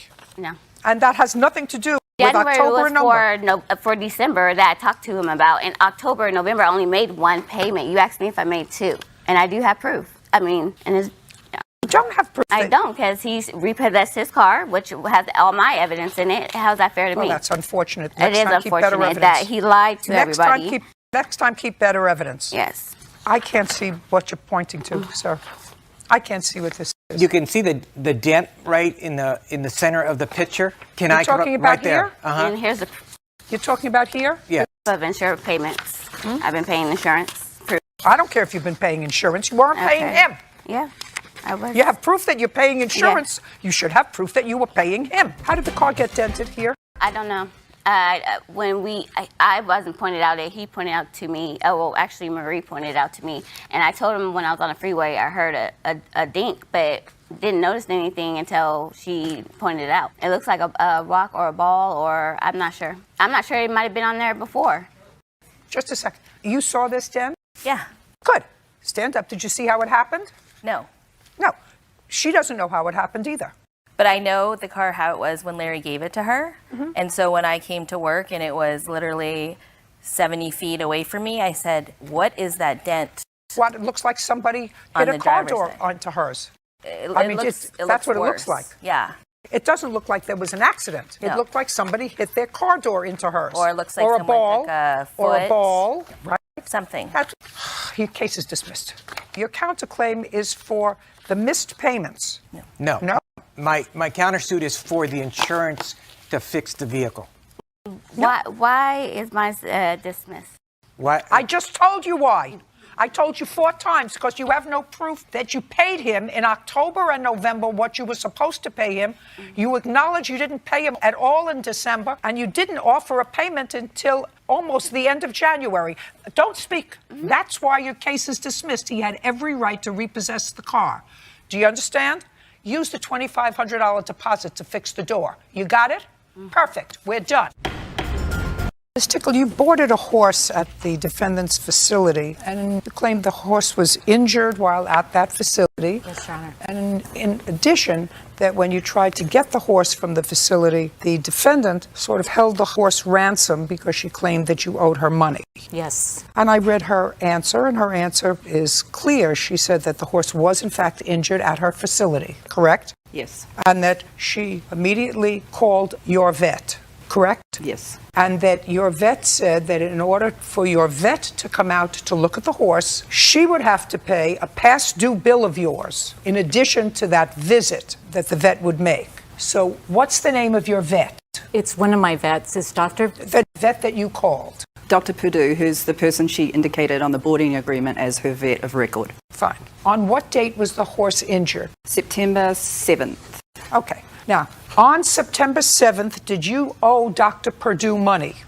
That's very easy. I can make a call. Yes, Your Honor. How much money did you owe Dr. Purdue? $280. How long did you owe Dr. Purdue the $280? It was 6 months or so, 9 months. Why didn't you pay the doctor their bill? I had sold my house and had moved. Well, and okay. You didn't pay the bill. Okay, so Right. she's absolutely correct. Called the doctor. The doctor said she owes me money. I'm not coming out to see this horse unless you pay what she owes me plus the visit. Which was $900, not $250. Not $280. Not $280. It was $900. That's what they told me. And it was a year in arrears. Now, on September 7th, did Miss Tickle owe you any money for boarding the horse? Yes, she had not paid September's board, which was due on the 1st. Did she pay August's bill? She did, but I think it was late. But she paid August's bill, so by September 7th, she really wasn't that much delayed. Not too late, no. But she had disappeared and the horse was supposed to be picked up on September 1st and I hadn't heard from her and couldn't reach her. Just a second. When you say the horse was supposed to be picked up, what does that mean? She advised me sometime in July that the horse was going to be picked up on September 1st. But I never heard from her. She never showed up. Nothing happened. She never called, text, nothing, zero. I thought the horse had been abandoned. Okay. Now, on September 1st, had you made an arrangement, because I read your complaint, to transfer the horse to another facility that was closer? That's what you say. So be careful your answer. Right. The date, though, is incorrect. It was an oral statement that I don't care if it's oral or not. Did you tell her that you were going to be picking up the horse on September 1st because, according to you, you were looking for another facility that was much closer to me? Because you told her But that. not on, I said I need to find the right facility. My horse has known allergies, which she gets hives, Your Honor, that are all over her body, and it's a health problem. The hives break open. She's not able to lay down. They get So why infected. didn't you pay your vet? I paid my vet when I got the bill. There was you a problem didn't. with my getting mail to my new address. So when did you move? I moved in August, put everything in storage. In September, I moved. Well, to, this bill was due in December, Right, according this to you. was in So you would have December. gotten it January, February, March, April, May. You would have gotten the bill. Right, Your Honor. Okay. Usually, I was present when the vet would come out. This is the first time a vet has ever seen my horse. I've owned her 10 years without me being present. Ms. Tickle, let's go. How much did you pay the defendant when you went to pick up the horse? When I went to pick up the horse on... Yes, in September. When I actually picked her up in September... How much did you pay her? Well, let me go back. Okay. Ms. Joint, how much was her monthly boarding fee? $325. So she owed you that in September? She owed me that, yes. Okay. Now, do you know how the horse was injured? It had a large hole in its chest. I have no idea how the horse was injured. No one was there, no one saw it. It's impossible to know. Horses unfortunately injure themselves quite regularly in their paddocks, and you don't know necessarily how they did it. I'd like to see what you wrote up about the horse's injury. What I wrote about Did you have a log, I assume, that you keep with regard to the horses that you board? I don't board horses regularly. This was a one-off situation. She was a companion horse for my horse because another horse went away, so they didn't like being alone. But it's not a regular thing. It's kind of like a roommate situation. Do you have a contract? Yes. I'd like to look at it. Okay. I met the defendant because she advertised a stall for rent, boarding stalls in Craigslist. How long did you keep your horse there? From January 13th, 2014 until So it was there for a very long time, and Yes. clearly you were satisfied. Yes. Otherwise, you would have moved it. Right. Everything was fine up until I got hurt. This is your contract. And this says that if the horse becomes injured, which the horse clearly was, that it's your responsibility to first try to contact the boarder. Which I did desperately. Just a second. That's fine. And the second thing that you do is if you can't contact her, she gives you permission to contact her vet. Correct. Which you did. Correct. If the boarder's veterinarian is unavailable, the boarder authorizes the stable to call its veterinarian in an emergency, and that the boarder will be fully responsible for all veterinary charges so incurred. So you really had the responsibility to call a vet, but it's her responsibility to pay. Right. Right? Absolutely.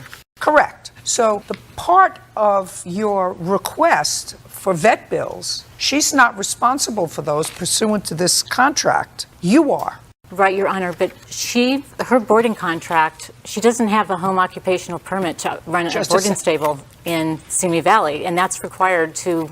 Hey, you kept the horse there for 9 months. Right. When did you have this epiphany that she wasn't allowed to do what she was doing? When did you have this epiphany? When you had a problem? What I'm telling you is you have a contract, and your contract says that you pay the vet bill. Right now, you owe her $325 because your horse was there in the month of September. Has this happened? You paid it? Yes, I did. Great. How much did you pay her? I paid $325. I sent it to her through bill pay. Is that correct? It was cancelled. I have an email from my bank saying it was cancelled. I canceled it, Your Honor, after... So you owe her $325? No, I paid that... She gave me a billing, Your Honor, when I came. She never Pick up the horse. She said to you, you're not getting the horse unless you give me so much money. Right, and she added on erroneous charges and add-ons. How much money did you give her? I gave her $1,584. Okay, now we come back to you.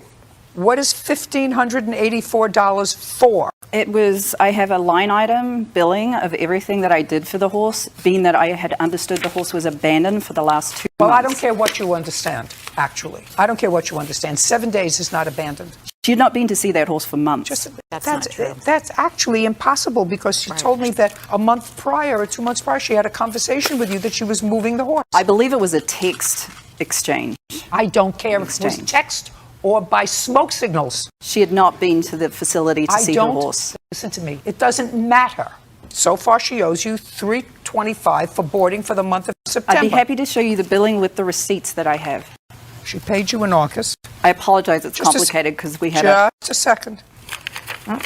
No way.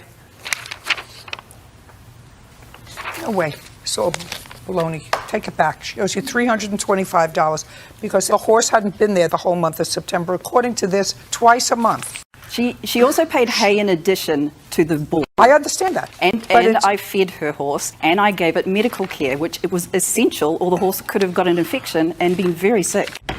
Let me tell you what you were required to do pursuant to your contract. You were required to get a vet. I did. I called the vet and I read your answer. I spoke to the vet. I read your answer. And he gave me his recommendation. I read your answer. You don't get paid for that. You personally, unless you paid administering it, just care a to second. a horse Listen to me. that's left at my property Listen that's to me abandoned? carefully. Unless the vet sent you a bill, you don't get paid for that.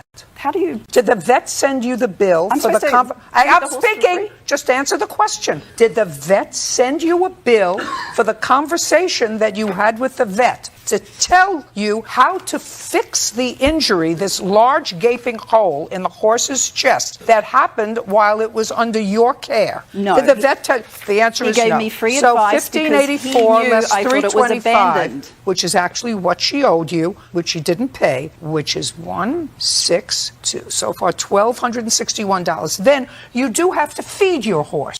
Yes, Your Honor. Yes. So how much does it cost for the horse's food for the 9 months that the horse was there? It was $100 a month average for 6 bales of hay. That's what my size horse consumes. Over the 9-month period, what did you pay? I paid for on food? average of $120 a month. Well, now it's from 100 to 120. Why don't we think again? How much did you pay for the horse's food for the 9 months that the horse was there? $120 a month was for the hay. Fine, less 120. No, I paid that though. I paid that. She would give me. In She would September? tell me the amount. Just a second. In September? That's in her billing. Just a second. What That's billing? in her billing that she gave to me. Oh, I'm deducting certain figures. I'm deducting from what you gave her, 1584. I'm deducting what you owe her, Right. $325 for the boarding for the month of September. Right. You owe her $120 for food. I'm deducting that from the money that you gave her. This is your lawsuit. $60, Your Honor, because it would have been half the month. So far, $1,141 is what you're entitled to back from what she gave you, because you're not getting paid for the vet, for you acting like a vet on a horse that was injured on your watch. Food and her monthly boarding for September. What else does she owe you? Grain, because I had to start feeding the horse because it was losing weight. It was in Grain. stress. Had you, just a second. In the 9 months that you had the horse there, other than September, did you ever feed the horse and bill her for grain?